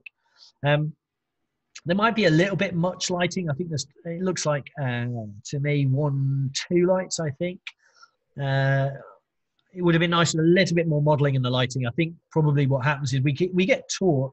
Use a secondary light, use a reflector to take out the contrast. No, contrast is amazing. Contrast is clever. Contrast gives you form and atmosphere. And if you look at his right-hand cheek, there's a little bit of light on there that I don't necessarily think needed to be there. But it's a slightly different tone to everything else. It might be that this is a mix of flash and window light. But either way, wonderful. I love the atmosphere in it. I love the shape of it. I love the construction of it. I've done these shots. We've done, we all see piano players at weddings and things. We've done these kinds of things. But this is better than any that I've ever managed to do. I love the colours. It does feel like you're buttoning it out a little bit with ISO and or lifting the shadows. There's a lot of grain in those shadows. You can fix that. Go and find techniques for removing grain in your shadow areas. And because there's no detail in there, not really, you can use quite aggressive noise cancelling or noise fixing, and you'll still have the bigger parts of it, and it won't feel like you've been messing around and softening the image. I love it, though. I think it's a great image. I love the colours, by the way. I love his T-shirt against the colour of the bronze inside that piano. I think it's a great image. Going back to the old HMV days, I could quite happily see this as a record cover or a CD cover. And it's one of those, it would make you pick the CD up if you didn't know the artist and have a good read. It would be Decca. It would be a Decca album or EMI, one of the two, EMI Classics or Decca in that bottom right-hand corner over the strings. Fantastic. Absolutely fantastic image. And same again, the lighting of this, do you see what I mean about better lighting? This is one light, all right? There's modelling and shape. Look at his cheekbone. Fantastic. Expression, mood, atmosphere. I'd have loved to have seen the first image lit like the second image, but I love both of these. I think they're great. One thing on this one, it would have been nice if the white bit, that white triangle in the back of his hand, just pushed into or pulled his jumper down a bit, because if that would then have been the only bit of flesh tone would have been the mask of his face, and that would have just been incredible. I'm not saying that it's not. It just would have added, I think, to the atmosphere.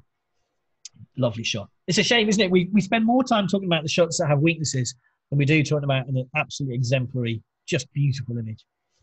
However, that's the gig. Dog! Beautiful, absolutely beautiful shot. Black labs, if you get a black lab with golden eyes, you always make the best of it. Make the most of it. Make the most of it.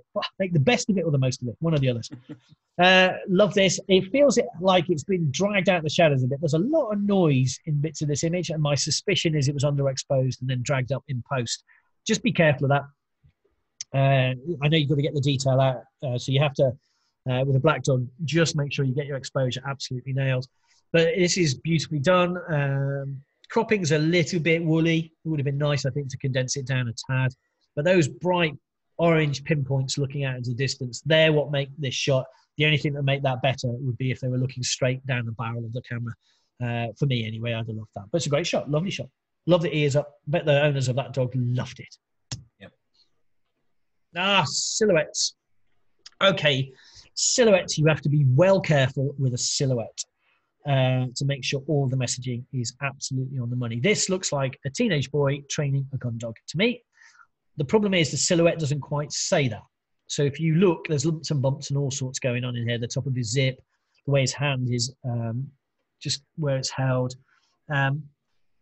It's hard to do. If you're going to do silhouettes, usually it's best to stage it. And if you're going to do silhouettes, spend some time watching Asian shadow puppets, those plays they put on, because they can build so much characterization into black cardboard cutouts against the candlelight.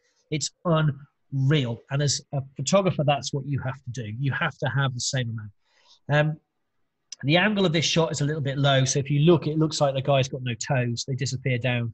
He's got duck feet. You need to get up a little bit higher so that the edge of the boots, the toes of the boots, are also silhouetted. And it's those little tricks that make it. And then what I think I'd have done is asked him to give a proper command to the dog, like a down or a sit, whatever command it is, so you can see the hand come out. And that would have just added a real extra depth to it, because actually the actual silhouette is beautifully done. The exposure is great. The sky behind it is great. The story idea is great. Move to the right slightly so the dog's hind quarters are not tangled up in the bushes there as much. It's hard. You don't get a sense of depth. So it might be that his hind quarters were actually in a bush. But I get the feeling if the author just moved slightly to the right, it would have helped. But it's a lovely idea. Lovely. We've sold these before. I think they're great. They look really, really strong, big on a wall. And the great thing about silhouette is very often, if I took a portrait of a teenage boy, I'm not sure I can always sell it big on a wall, because a teenage boy is going to go, oh, I don't want that on a wall.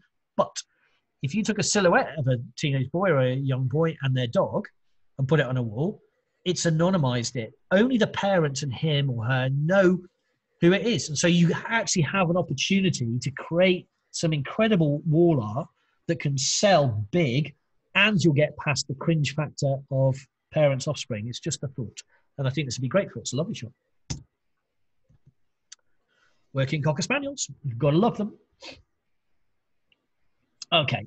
For me, this is an if-only shot. You get them. I bet the person in it loved it.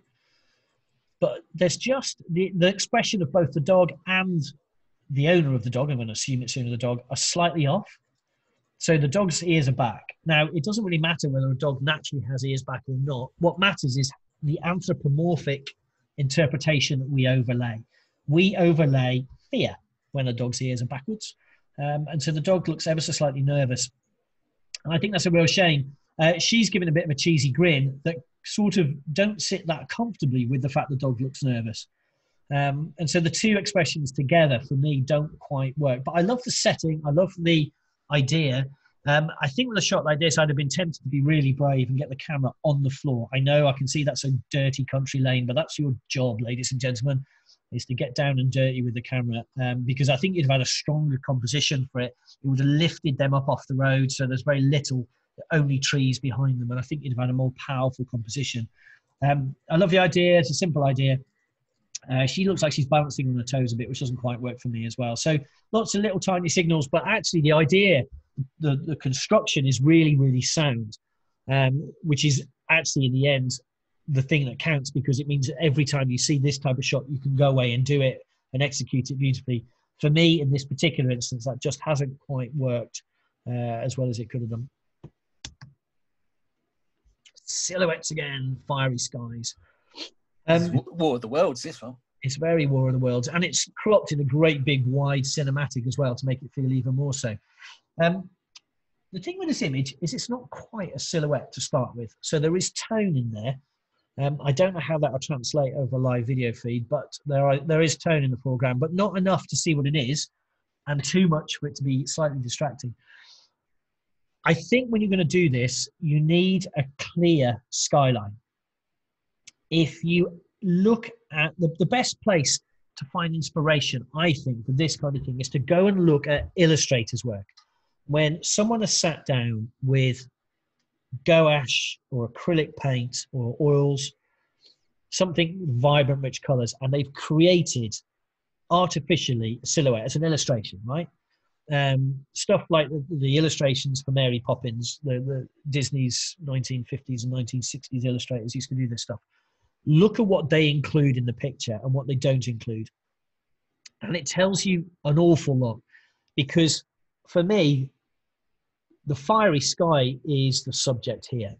Everything else is a supporting cast. It doesn't have to be that way. There's a tower over there that looks really interesting. Now, that would have made a great silhouette on its own somewhere in that shot. But the trees rising up halfway through, the lampposts coming up and through, they don't give a clear skyline. It's not a city skyline. It's not a castle. It's not trees. It's a mix of things. And it doesn't quite get there. I love the idea. And that sky is amazing. I wish I'd seen that. Blimey. I'd have probably taken an awful picture, because I'm famously not very good at landscapes. So I would just, if you're going to do this really big illustrative type shot, I think you need to study illustrators and look at the mindset for how they construct the image, because there's just a bit too much going on for it to be one thing or another for me. But that is it's well handled, actually. Capturing that amount of tone and range is pretty good going. Leaf. A little bit of fine art. I actually really like this. I like the tones. I think on my screen, at least, it could have done with being a little bit darker, but being printed on a matte paper probably would take care of that. I love the finish. I like the tones. I like the And we don't normally see this when we're judging on screens. We don't normally see borders, and I would recommend people don't use them. But in this instance, it's worked really well because it just highlights the gentle creaminess and the yellow that's being used as the background of the leaf. And I think that's really lovely. I love the composition. I love the form. I think it's really, really sweet and really lovely. And yeah, don't know what else to say to that. Get your focus absolutely nailed, though. That is one thing I would say, that the bottom section of this leaf is out of focus. As a judge, we'd have to work out whether that's creative intent or simply you didn't have a good enough depth of field on your camera. And with still life, there's no excuse, because you can put your camera on a tripod and have bags and bags of either depth of field using deep f-stops or focus stacking. This stuff is readily available now on the simplest of apps. So I would say that make sure that the whole leaf is just razor sharp, and that will lift it to the next level. But it's a lovely image. Hold on a second there, Paul. On the leaf, we've been asked a question about using a gradient map adjustment layer or specific filters to get this correct on the leaf. Well, who knows? In the hands of a Photoshopper, they are synonymous. There's no way of knowing. I tend to use plugins because I've been a friend of Nik FX since he came out version 1 and been there throughout its entire history. So for me, that's where I'd go to. A gradient map is a really good way of doing it too, as is putting a color map layer on top. Is that the right layer? Is that the right? I forgot the right. Andy Mather is the author of this picture, or the photographer, and he says he used color grading with Lutify Me. That's a new one on me, but okay, well there you go. I've not heard of that. The colors are great though. At the end of the day, with Photoshop, it doesn't really matter how you get there, except that you have to be really careful not to lose the smoothness between the graded tones. I've got on mastering portrait photography coming up a critique of an image where the image looks amazing, but when you get into the histogram, you can see there are notches missing. And when you look at the image, there was something off with the image. I couldn't put my finger on it, and then I looked at the histogram, and that's what it is, because you get steps between groups of tones, and plugins can do that. Whereas things like a graded tone layer and or color lookup layer, the color LUTs lookup tables, they tend to give you a slightly smoother gradient because you're in total control of what's going on there.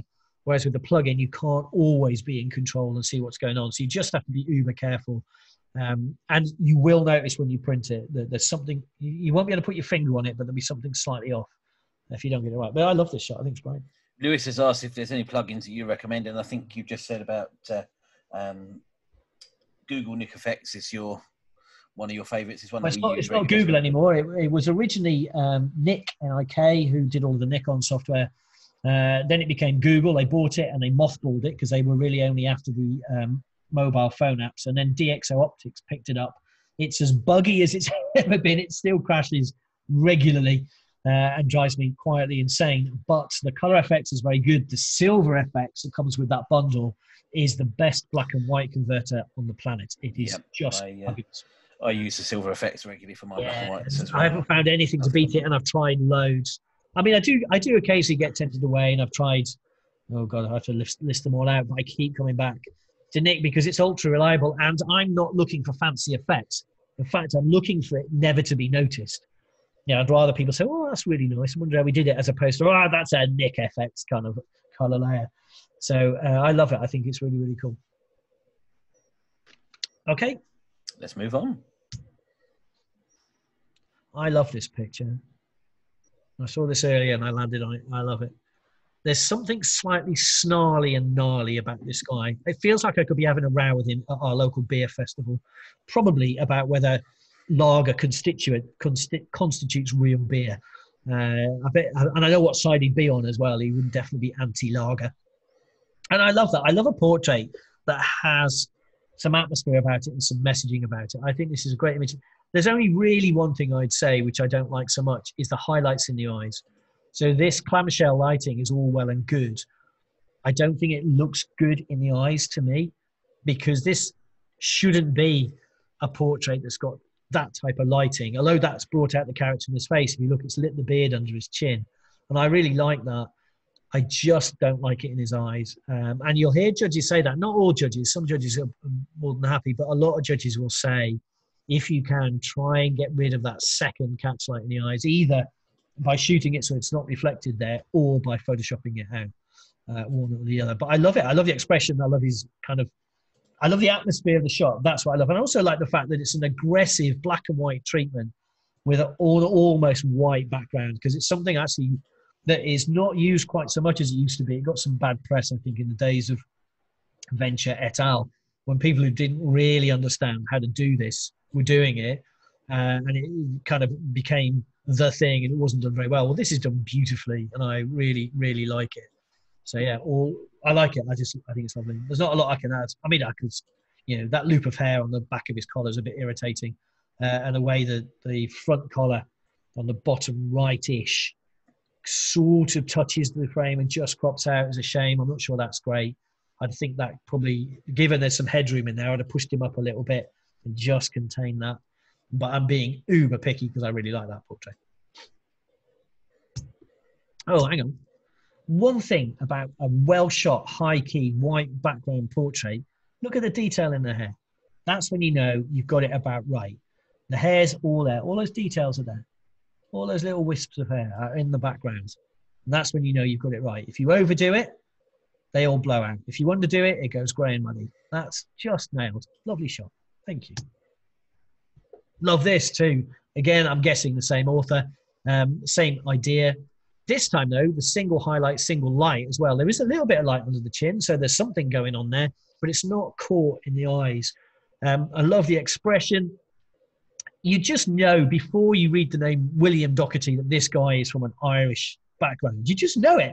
There's something about his eyes and the expression. It's just this. I thought the other one was good, but this one is, for me, so much better. A little bit. Mr. McAlpine will be a little bit fed up. You've chopped all the way through his name. That's not quite the right place to crop there. Either crop it all out or not there, is my view. And again, with the collar on that left-hand side, just where the triangle of his jacket is clipped just on the edge of the frame. I think that's a little bit of a shame. But like I said, being uber picky, I love this. I think it's great. This actually, you asked earlier about, you actually asked about family portraiture, and I counted with Smiley Happy doesn't do so well in competitions. This might do well because there's something about it. There's something about the expression and the lighting and the treatment that all work. Oh, have we lost you somewhere, Paul? Which bit did you lose? Of your video feed. You've still got my screen? I've still got your screen, just your other video feed. Sorry, the camera just flicked off. I heard it go. There's a timer on these things. I got so much time out of it. Just to see, it might just have got a bit hot. Yes. That's right. I can still see your screen. It's not happy for a minute. I'll try powering that back up in a minute. I might have to put. It might have got a flat battery. That would be clever, wouldn't it? I'll do my wrap up to a blank screen. Anyway, I'm not adding much to the narrative. No, I was saying, as I think this is pretty much, this is of a competition standard to my mind. This is something I'd expect. I'm not saying it would necessarily win, but it might do quite well.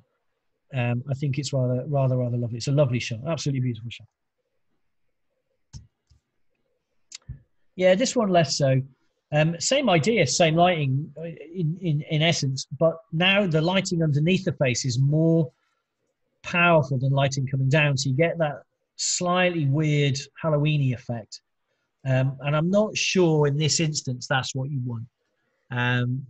So I think the Irish guy's done a little bit better than Mr. Trainer here. This one hasn't worked so well for me. I think it lacks that same atmosphere, and I think that's due to the lighting more than anything else. Okay. These things are always a little bit hard to read simply because they are of an abstract form. They're real world, but in an abstract form. I quite like this, but I don't think the grass is right. I don't think the grass should be there. And I can't really crop it because I'd lose the border. It feels like it should be all sort of geometric elemental shapes rather than the grass in the foreground. I don't think that works for me anyway. I like it, and I like the tones, and I like the sort of observation of it. I just think the grass is not, for me, what works in this shot. I like this. I like the I like the abstract form of the cranes. I think this is what I love. I like the framing of the two guys. If you look carefully, there are two guys on the top of that tower doing whatever it is two guys do on the top of a stupidly high tower. I assume they're building the crane, not something you catch me doing. But I really like it. I like the tones. If you look very carefully, there's tons of tone in there. That sky is not white. It is a grey. But it's just really rather beautiful. I really like that shot. Just thinking, as a body of images, these are, if these have been commissioned for someone like McAlpine, they're a great set of images for around a boardroom or something like that, aren't they? Yeah, I think so too. I think there's one coming up, which I know I've seen, which is my favourite. I like this one, though. I think it's really lovely. I think it's just very beautiful. It's just a very gentle, abstract form. You could take a piece of paper and draw those lines, and it would still look beautiful. They don't have to be anything. But the added value that there are two people on the top of that crane tower, I think is really lovely. I really love this one. My dad told me a story. He used to work at British Steel, and I spent 6 months working there up in Shotton. And he told me the story. They have a galv line, which is basically a 14-ton coil of steel at one end, which they open out, they run it through furnaces, they dip it into hot zinc, they run it through multiple rollers to get it down to the right thickness, and it spits it out at the other end. Anyway, they filled a guy's work glove with ketchup and stuck it on one side of the rollers, screamed, and let it roll through until it came out the other side of the rollers, and watched the guy who's controlling the thickness of the roll faint as this ketchup-soaked piece of glove came through the rollers. And this image just reminded me of that for some reason. Made me smile. I really like it. It's a really nice commentary on building life. There's something about all of the tones are kind of pinks and yellows and steel, and then you got the blue glove, and that's really well observed. I also like the treatment on it. It's been color mapped really nicely. This, you're absolutely right, Jamie. This would look great in McAlpine's boardroom. You know, they'd probably somebody be having a mutter that somebody's not wearing their work glove, but you get the point. I think it's a lovely image. Andy Mather is the author of the photographer of this shot, and he said it's part of his residency for a place called Edinburgh Park, which is a new urban quarter up in Edinburgh of culture and creative campus and things like that. So he's documenting the build process, which is a fantastic job to do. Yeah, fantastic job, and also doing a fantastic job. These are great images. Yeah. Now, of all images, this is my favourite. I saw this earlier, and every time I come back to it, I really enjoy it. It needs to come in a little bit. The crop on the left-hand side is a little bit loose, and it leaves the image feeling slightly imbalanced, and not in a good way. You have clearly some symmetry to deal with here, but I love the way those chains are hanging over that workman's head like a noose. There's something just evocative about it. And again, we were talking earlier about what do judges look for. When you look for this, you look for things that bring the hairs up on the back of your neck. Again, I'm not saying whether this would do well or not in competitions. I'm not the right category judge to say anyway, but I love this. I love the tone in the sky. I love the finish. Probably this could be quite a lot darker, I think. If you're going to print it for competition, it needs to be a heck of a lot darker, because if you printed this image and put it under competition judging lights, it'll blow out. All right, it's not going to get there. So you need to really add some crunch to it for competition. And that's a truism of all images. You tend to present them much darker into competitions than you would necessarily to a client. But I love it. I just love the shapes and form and those chains just hanging over that guy's head like he's a condemned man. There's something really powerful about that. Just lose that left-hand edge a bit and balance it up so it feels a little bit more in keeping, because I think that would really, really add to the composition. Lovely. Love that. Mr. Mather, it's great. You're doing a good job. Not so keen on this one. It just doesn't do anything for me, and that might just be me. Nice colours, love the colours, and I'm sure this is all part of the same set. It hasn't really got a subject, that's why. You can have abstract forms, as we've seen, and they're still really effective, but this has neither the abstract forms nor a subject. It has no centre of interest. Your eye doesn't go anywhere, and it doesn't really evoke the emotion that the other images do. So for me, this is a supporting image. Now, here's a trick, though. When you're putting together a body of work like a portfolio, you can't just use hero image, hero image, hero image. If you do that, the viewer very quickly makes them all average. All right? Just be aware of that. So images where it doesn't necessarily feel like a competition image are great to make the competition images really speak out. There's a trick taught me by a guy designing a book for me years ago. When I kept trying to force him to use all of our portfolio images, like, you don't want to do that, because think about it. After page 5 of competition image, the viewer is going to start to average those out. You need contrast, you need light and shade, so every image has its place. But for me, this isn't as strong as some of the others. But I love this image, and I don't know why I love this image. I think it's because it's almost completely abstract. I think it's because it looks like the concrete block is a reflection, the lower block is a reflection, and it's not. It's another concrete block. It just speaks to me. Don't ask me why. I think the tones are beautiful. I think the compositional elements are beautiful. I think the thought process behind it is beautiful. I love the textures. I think it's just lovely. It's very restful. It would look great. Would look absolutely fabulous on a wall. I'd spend hours gazing at this, wondering what on earth I'm looking at. Well, concrete, obviously, but I just really like it. I just really, really like it. Thank you for that. Lovely shot. Love this shot. I love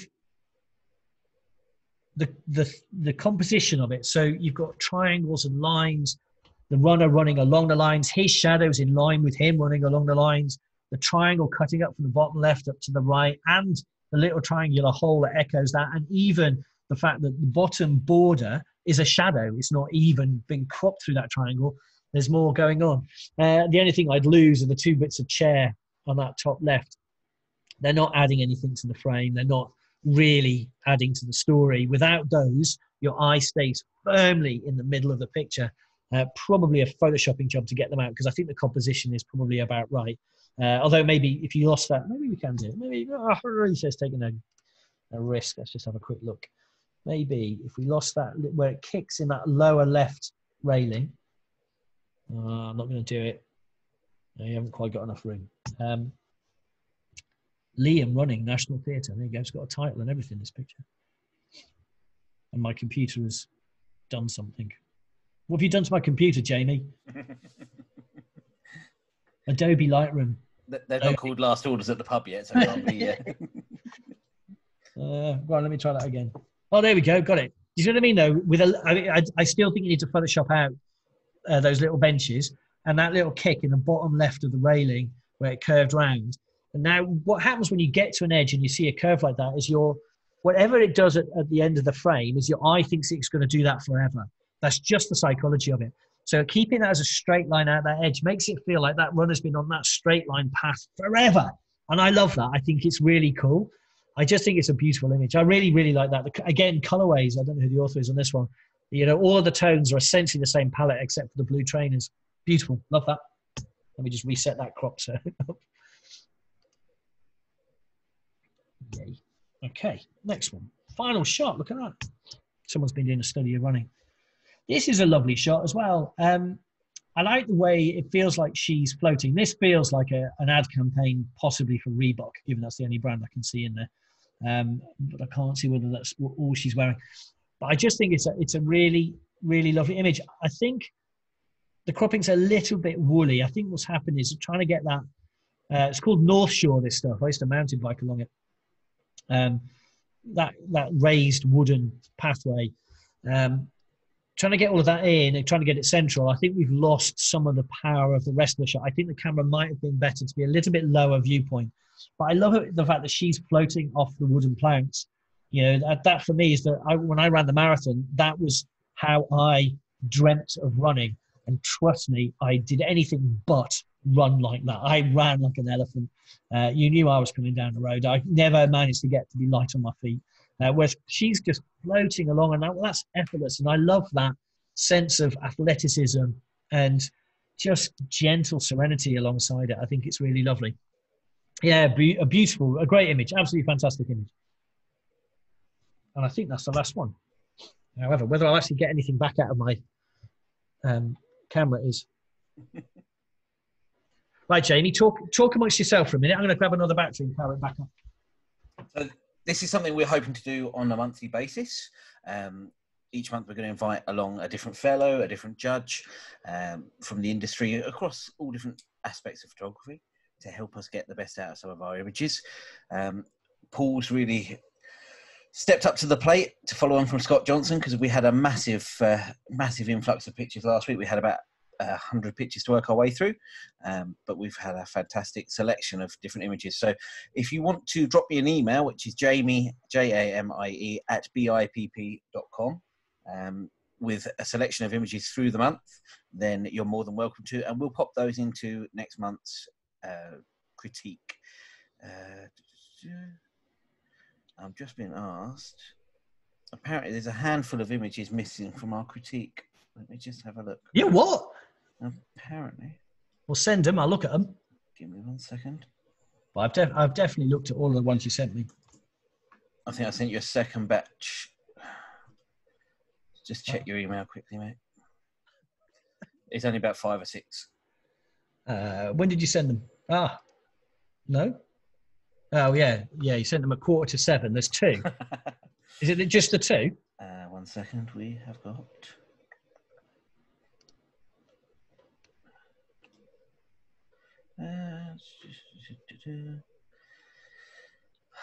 I'd hum, but I don't know a tune.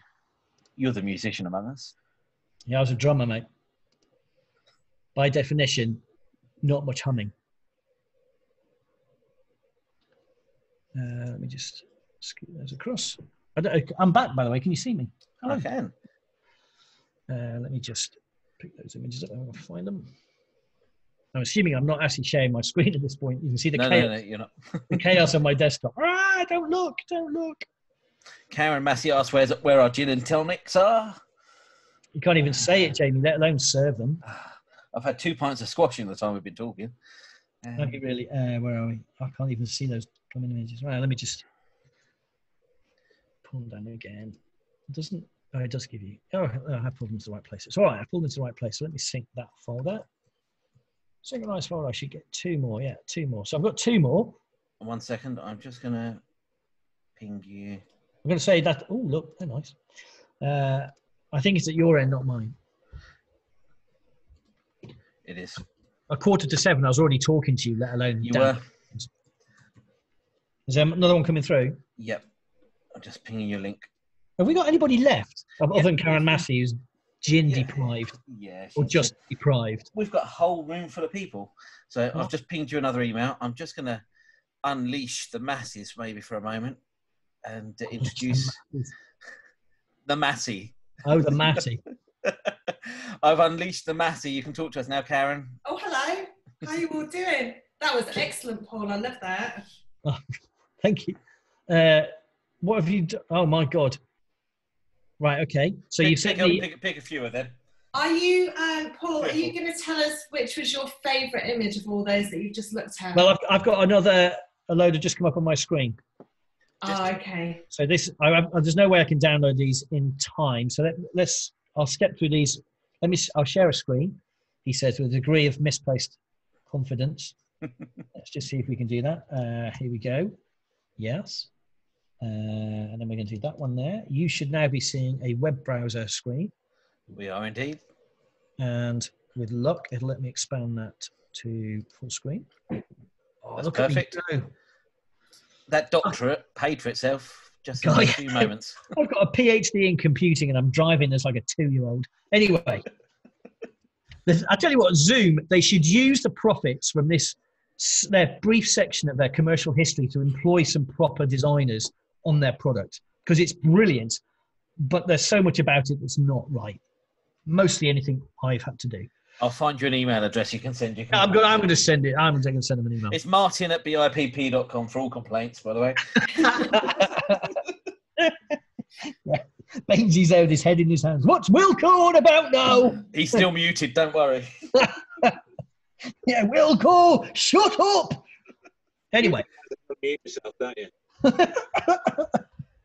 Anyway, for the last few people who are here, whoever has just sent these in, or whoever Jamie's just sent them in, thanks for the last few. Right, let's have a look at these then. Might have to pick up the pace a little bit, particularly as I think these will look of a type.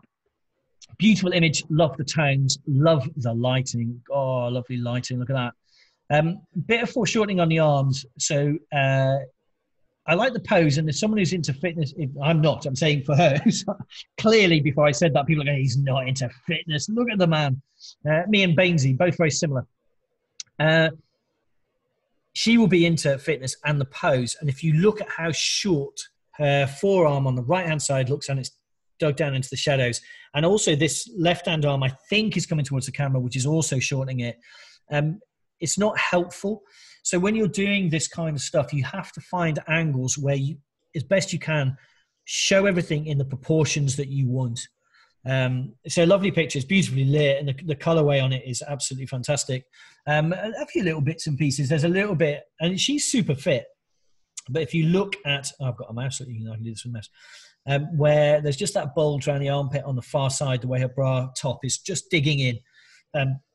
You just have to help and advise on stuff like that, because although she's clearly super fit, super athletic, and muscular, she probably isn't going to want to see that either. And so when you come up against that sort of thing, talk to the person. Say, look, you know, this is just, we need just to figure out a pose where it just doesn't pinch like that. But the lighting, that lighting is just lovely. I love that secondary lighting, just that gentle kiss light onto her right-hand cheek as we look at it, and along her right arm as we look at it. Just lovely. Yeah, beautiful. Atmospheric, clever, beautiful. Oh, how sweet.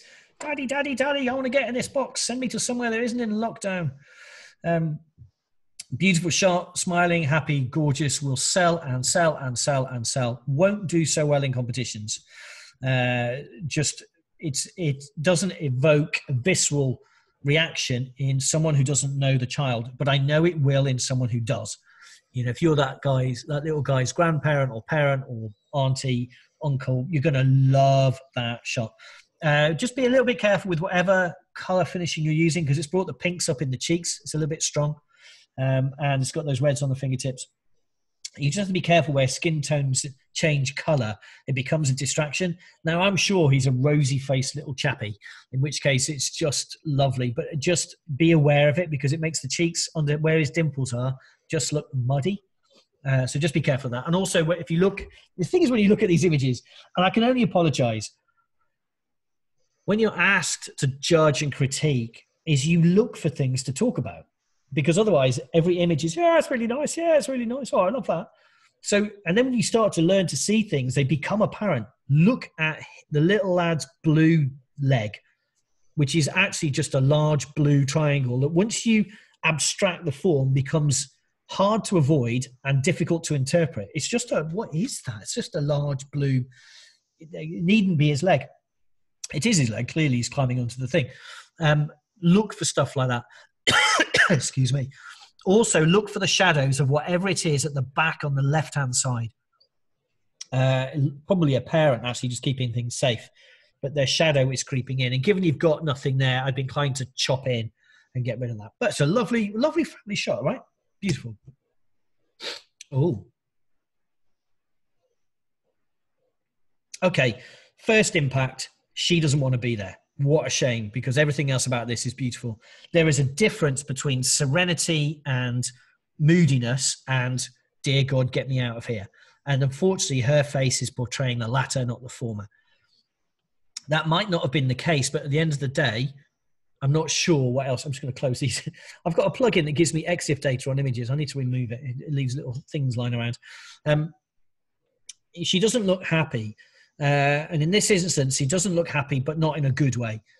Now, let's ignore that. What I would think about with a shot like this is to make it a little bit more graphical. I would lower the camera angle down a bit, get a little bit of power in the shot. As you bring your viewpoint down, you raise the sitter, and it would give strength to the shot. It doesn't mean it has to be hard. You're not taking away the softness. You're just adding some theatre. And I think that would be more interesting. It's a shame, actually, because I think the author's done a pretty good job of setting all of this up. The posing's pretty good. Hands look a bit flat, but at least there's shape to all of the limbs. It's quite nice. But in the end, it's mullered by the fact that she looks really, really unhappy with life. What a shame. Now, he looks really unhappy with life, but in a good way. I quite like his expression. It's kind of what you'd expect for a teenage boy. What I would do, I think he looks like a film star, right? It looks like one of those I'm going to get my dates wrong, 60s and 70s, early 70s James Dean-ish. Or maybe 50s and 60s.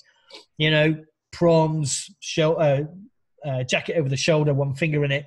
I think the positioning of his eyes is wrong relative to his face. I think Where his eyes are looking is great, but his face should go with it. So his face shouldn't be looking at the camera in this particular shot. It would have looked better for me if he'd have followed his eyes really, or his eyes had come towards the camera, one or the other. But I love the context. The lighting's good. Looks like I think there's 2 lights in there, but one's being used quite softly. Oh, it's a big reflector. But you've got a really nice big light source on that right-hand side. Knuckles again. See the way his knuckles on his right hand, as we're looking at it, are rolled in? It looks like they're amputated. Again, just either open them out or get him to put his hand in his pocket just to combat that. But I think it's a really nice image, this one. I'm just looking down the bottom. There's some staining down there somewhere. I don't really know. Let me just see. Oh, what have I done? Oh, there we go.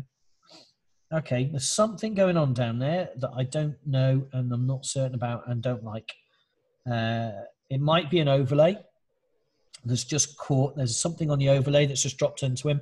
But it looks like in the old days, I'd have said that was a water ring off a negative. But I'm guessing that's not the case. If it is, somebody's sending us in. Well, I mean, the negs are still around, so maybe someone has sent in a real photograph. But that just doesn't look quite right to me. Nice shot, though. I like that. I like the tones. I like the atmosphere. Not sure about the one finger. Might be a better way to hold his jacket. That one finger just disappearing in, and the way his jacket merges with his bow tie, possibly. This was Matt Curtis's picture, and he said it's the overlay that he has used on there. So he'll go back and revisit that. Mask out your overlays. Be more careful with your overlays, Matt.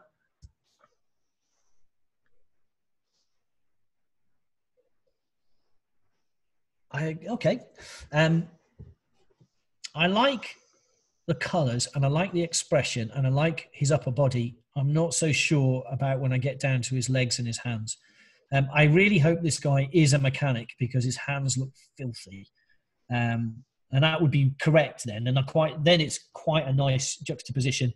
Somebody will have to remind me the rules on a waistcoat, but I believe it's all buttons except the bottom are done up rather than the top one undone, which I know I'm being picky, but he's wearing a formal waistcoat. So there's either you break the rules properly and have 4 undone, or you don't and you follow the rules. I like the light on his face. It's a hard-ish light source, but look at the sparkle it's put in his eyes. I really like that. I think the background's a bit strong for me. It's a bit too painterly background. If I zoom in, I can't crop these because I'm not in Lightroom anymore, but I might be able to just, there we go, get rid of the bits that I'm finding distracting. Now, for me, that's a much more powerful portrait. And also, it makes the fact that that's a background print less apparent. You know, now it feels like it could be something more rustic. But I love that light in his face. Look at the way his eyes just sparkle. It's quite a hard light source, but it's, you know, there's other light. I mean, there's balancing light and all sorts in there as well. But I just quite like that. It's nice. Next. 6. Okay. So I'm assuming from the body shape, this is the same lady as before, and she's uber fit and uber confident. Okay. For me, the lighting's not quite right. I know you're pictured with a beautiful lady with a beautiful figure who's not wearing very much. There are tiny, alluring little bits of detail showing. And what am I muttering about? Lighting. Bloody photographers. You couldn't make it up, could you? Everybody else is like, oh, she's gorgeous. And I'm like, yeah, the lighting's not right. There's the lighting on her front. Now, there's an overlay or there's softening on the skin here as well. So it's a little bit, just trying to unravel the various bits. Be very careful using plugins, all right? I don't know that this is a plugin, but it looks like one. The skin is too soft. And that's making it slightly harder to decode the lighting. But I think the front lighting is a soft light source and the back lighting is a hard light source, or at the very least, it's too strong. The front lighting is pretty effective. Look at the way it's rippling across her abdominal muscle structure and the way it's just catching her ribs. Beautiful. It's too low down, I think. It feels like if you look at her cheek, it's too bright, which means that probably the light is too low and too far to the side. It needed to come up a bit and round a little bit for this shape. In fact, for me, I'd have liked to have seen the light on the other side. Oh, I banged my own screen. On the other expensive screen. I'd have liked to see the light on the right-hand side, lighting her face correctly. Because at the end of the day, although you're drawn into her abs and her rib cage and her boobs, actually it's about her face and her expression. That's where the sensuality lies, and that needs to be lit properly. So the light's on the wrong side for this pose. The arm going up into the hair is okay, but I don't like the way it's chopped off her arm. If you're going to get arms into hair, I think it has to look real. It has to really look like it's a sensual, deep moment, and she's running her hands through her hair. And in fact, if I do end up doing this stuff, in whatever context, whenever I need this kind of movement, is I get them to actually do it over and over as if they're dancing. I choreograph it with them so that I get that atmosphere through it, and then you time your shots. And in today's world with fast recycling lights, it's not a problem. The key light, the hair light is way, way too strong. That rim light is way, way too strong. And it's a hard light source as well. It's a point light source. It's probably a snoot or something like that.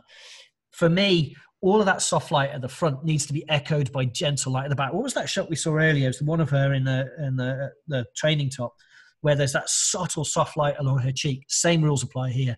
If you do that, you'll get a much gentler backlighting to it, so it doesn't draw your eye away from the sensuality at the front. Also, the crop into her arm on this left-hand side isn't right. It works down onto her hips on the bottom right. That's okay. I think we get away with that. Where it clips into her crotch and her neckline, I'm not certain about that. That's the right place to crop there. It just feels clumsy, but certainly into that arm at the top. So, I mean, the thing with this is you have to be pretty brave and pretty confident, and also really good at what you do to get the confidence of somebody else for them to pose like this, which means you now have the opportunity to try some different light forms and different patterns and different posing. Because if you're producing, this is a beautiful image on the whole. Imagine what it would look like with gloriously soft, gentle, model-esque lighting on it. I think it would look absolutely fantastic. Oh, bless a dribbling baby. I bet the parents absolutely love it. I'm not the right person to judge these, although I do end up judging them. As judges, you end up judging all images no matter what. Because I don't do newborn posing. It's not something that I've ever done.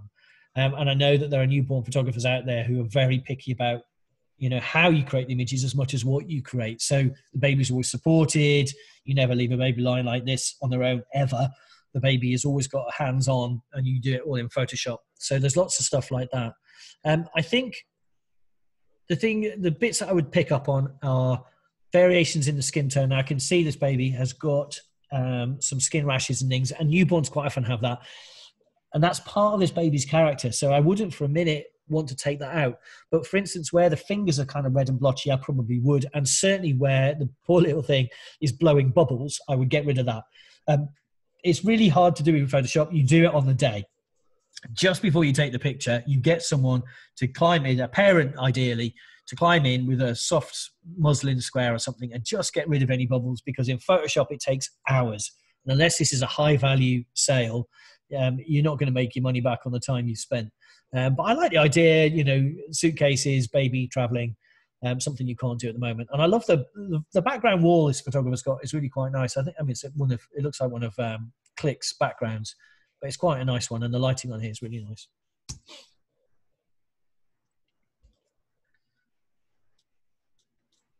Okay, lighting, good. Love that off to the 10 o'clock, 11 o'clock position lighting. Look at the cat's lights in both their eyes. It's beautifully placed. It's filled both eye sockets, both sides, which is great, but still retains modeling. Looks like there's a white wall or some reflective surfaces on the right-hand side as we look at it, which is helping just to fill in the shadows so that it's not too dark, though I quite like that. Detail, there's a little bit of detail in the shirt. Again, I'm looking at this in a web browser and I'm looking at it in Chrome, which is notoriously terrible for colors. So forgive me if my color analysis is off. I don't know what the Google engineers did with that. It's a lovely shot. The only thing I would say is if this is a couple, these look like a brother and sister or two business partners. They don't look like a couple. I've got no way of knowing if they're a couple. If they are a couple, work on the intimacy side of the posing. If they're not a couple, nailed it. Absolutely beautiful. That's how to photograph a couple. Look how happy they are. I like that shot. When you're doing shots like this, if you fancy trying for competitions, the orange of her top is way strong in this image, by the way, but there's nothing you can do about that. They walk into your studio, they're wearing what they're wearing, you crack on. Of course you do. It kind of echoes the auburn in her hair. Lighting's good. Again, same lighting pattern as before. Background this time works really well because you can't tell it's one of Click's.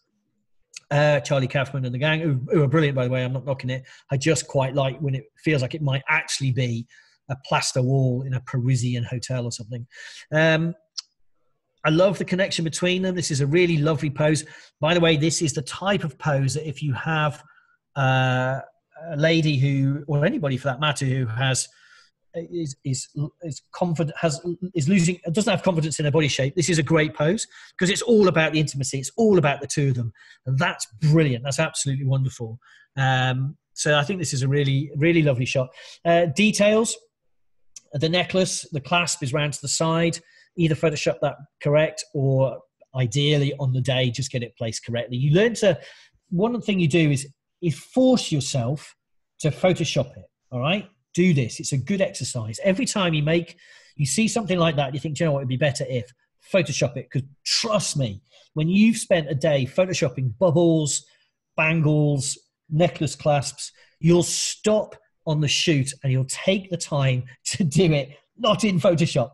You know, I would say Photoshop it, not because I think you should Photoshop it, but I think it reminds you when you've spent a couple of days of the pain of correcting a mistake, well, I say a mistake, you know, a clasp of a necklace around like that, you won't do it again. But if you just say, oh, next time I won't do that, you'll still do it next time. Photoshop it. It forces you to think about it, and it's good. Anyway, what I was going to say is this setting and the atmosphere and the lighting, if you want an impactful shot that critiques and judges might respond to, you've done everything perfectly, pretty much. The back of the hand, the lady's hand on this right-hand side, if this was no competition, we'd not be happy about that because you're looking straight at that triangular back of the hand and the knuckles are rolled in underneath. However, if you just got them to stop smiling and just look at either each other or at the camera, there's some power in there that will elevate the emotional contact for someone who doesn't know this couple. Now that might there's still bits wrong that you won't get through a competition. What you might find is when you put that on your website, people that don't know this couple will connect with it, and you might find that people respond well when it's shown to them on a website or on a brochure. It's not unheard of. I like this picture. I think it's really sweet. Oh, bless. Yeah, it's nice. I think more. You know, the watch is good. The hand has disappeared, so you've lost the edge of the fingers. You've just got the edge of a wedding ring, or is it a wedding ring? It's on the right finger. Hard to tell.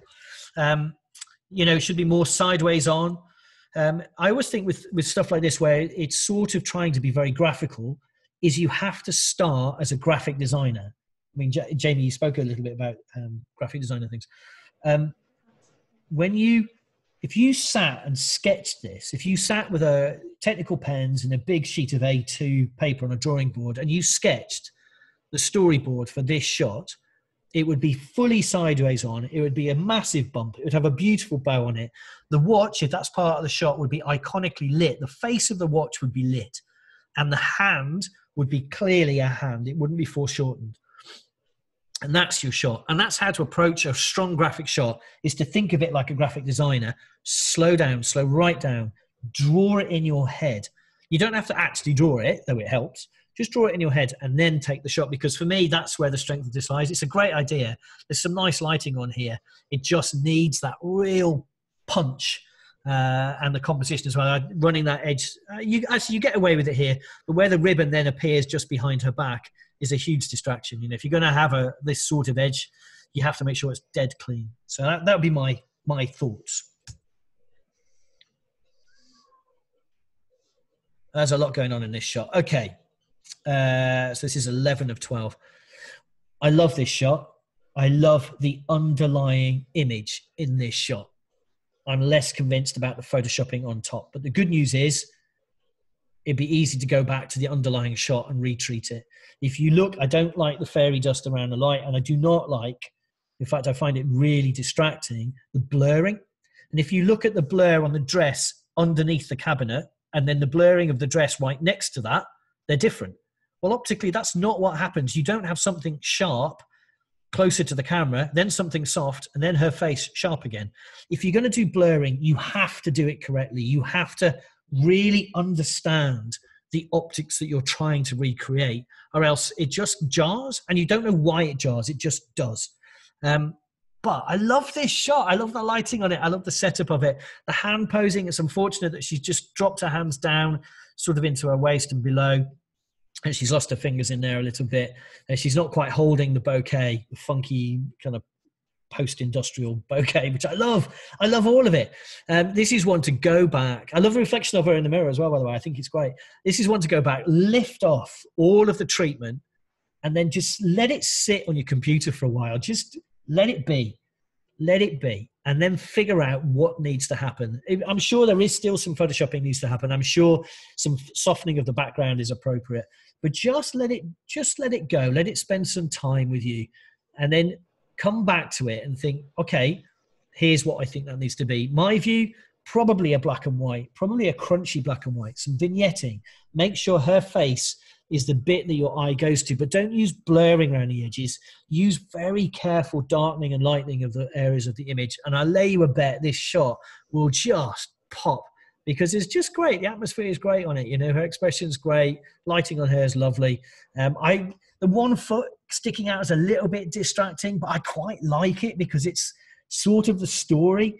You know, Dr. Martens boot made out of lace. I quite a bit of another Hemingway connection there. I mean, it's not a DM, you can see, but it's that sort of look.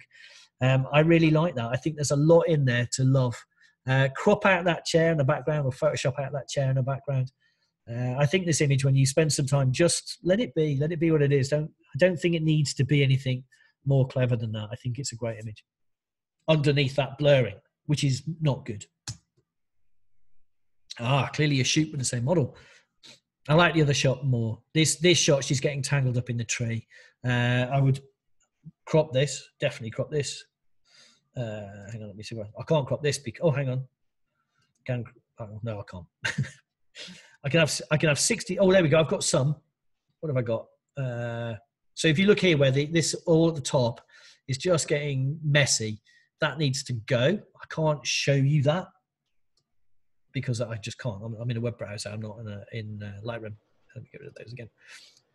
There's a lot of not EXIF found. I like this model has a really nice expression about it. It's got a really gentleness. Hand positioning on that umbrella. It's a bit too grippy. It looks like she's holding a baseball bat rather than holding something sensuous. And with this kind of outfit and this setting and this expression, you want it to be sensual and gentle. It's like a dance. It has movement. It is not that she's about to face a Yankees pitcher. But all the elements are there. And so I'm really excited for this photographer. I think there's some great work to come. Some nice ideas. I like the styling. Some care and attention where you have things like the frills and the spike of an umbrella wrapped up with the detail and texture of the tree above it. You know, you're always going to find that's difficult. You're not going to get clarity. So find those locations, find the depths of field that are appropriate. And then, I just think a shot like this will really pop off the page. But that previous shot underneath the photoshopping, I think there's a really nice shot in there. Just watch that hand positioning. That's not quite right. Okay, so have I done all of those, Jamie? You've done all of those now, mate. So there's two more images. There's two last images. There's two last images. Who these belong to. I have no idea who they belong to. She's waited patiently. Oh, bless. We should do that. What I should do is work out who's taken which pictures and make sure there's one of each left at the end, because that's how you keep the audience, right? You know, mean and nasty. Oh, blimey, what have I done? Hang on. Let me go to fit. There we go. Is that the right? Is that the same crop? So I've got to just check the crops. Okay. Beautiful lighting, beautiful expression, beautiful lady, beautiful idea. Love the tone. So the blue of the dress in with the blue of the background. Love all of that. When you're using wind machines and or wafting with reflectors, be very, very careful that it doesn't either look like somebody just broke wind, I suppose, and or you get spikes of hair going off in different directions. It should look very gently like there's movement in the hair. Go and look. If you're going to do this, spend some time looking at hair salon photography or hairstylist photography, because they are so clued up on how to make hair look fantastic, even when it's got that movement in it, that they will show you. And there's 1,000 YouTube videos out there on people doing it. But more importantly, just pick up a hairstylist magazine. They're everywhere. You don't even have to pay for half of them. And in our dentist, you could probably just ask if I could take one away. You know, they're about 4 years old, but the techniques don't change. And what you want is, if you look at that curl on the right-hand side, there's it down towards her shoulder, there's that beautiful curl coming out. That's it. That's the shape you're after. The single strands of hair sticking skywards, they're not what you're after. If it looks like you could get, you know, BBC One on it, it probably isn't what you want in a hair shot. So the good news is in Photoshop, you can get rid of all of that and clean it up. It's a little bit involved, but in this shot, it's probably worth it, because this looks like a good portfolio shot to have on your website. Watch for things like where the hands, as it's come around the tummy, it's pushed in under her boobs. So you lose a finger and it makes her boobs look like they're sort of flopping out over her hand, which of course is not sensual. It's not what you want. Watch for the flat of the hand on the back. It's a lovely pose. It's a nice idea. You still need soft hands, soft fingers, like it's a dance, like it's movement, not like she couldn't find the Ralgex or Nurofen and she's got backache, which this far pregnant, we all know she probably has. You know, I'm not by any means, she looks like she's full term, and bless her, that's got to be a lot to carry. But in a photograph, you don't want it to look like, oh God, my back's killing me. And my boobs are big. You want it to look sensual and gentle. But the lighting on this is lovely. Look at the way the light wraps around her tummy. Love that. Again, though, same thing as before. I think that's a hard light source, because you can see it in the hair. You get this kind of really edgy light in there. And I don't think, for me, that's what I'd like. I'd like a much softer, gentler light source. So a big strip box is usually quite effective there, or just turn the power a long way down. So you have subtlety and finesse. Another way of doing it is to get a really big reflector, a big white reflector in close, just out of frame, so that the light coming from the right-hand side just skips back, and you'll get quite a lot back off it, actually. You'll get a very similar effect, but you'll still have that softness. But it's lovely, you know, and it's got bags of atmosphere, bags of joy, bags of excitement. I bet this lady, I don't know if she loves it. I'm never certain, you know, Sarah, my wife, hates being reminded of what it was like being pregnant, I think. But I think this is an absolutely lovely picture, and I really, really hope that the lady who's in it loved it. And I certainly think with a little bit of, you know, cleaning up of the hair and toning down that backlight, you've got a good image for your website here to advertise what you do. I think it would look great with the brand underneath it as well. Last one. Okay. So for me, this image is more ambitious, but the other image worked better. I think this is a really clever idea, and I think it's one that you should go and try again. If the author is listening, go and do this again and again and again. Obviously, probably not with this lady, as I'm guessing by now she's with a child, and I hope all has gone well for her. When you look at an image like this as a cold observer, let me describe what you see. And I'm really sorry in terms of, this is going to sound brutal. I don't mean it to, but this is what you see. As I work my way down, firstly, the hair lighting, absolutely lovely. The amount of wind in the hair, absolutely lovely. The light on the face, absolutely lovely.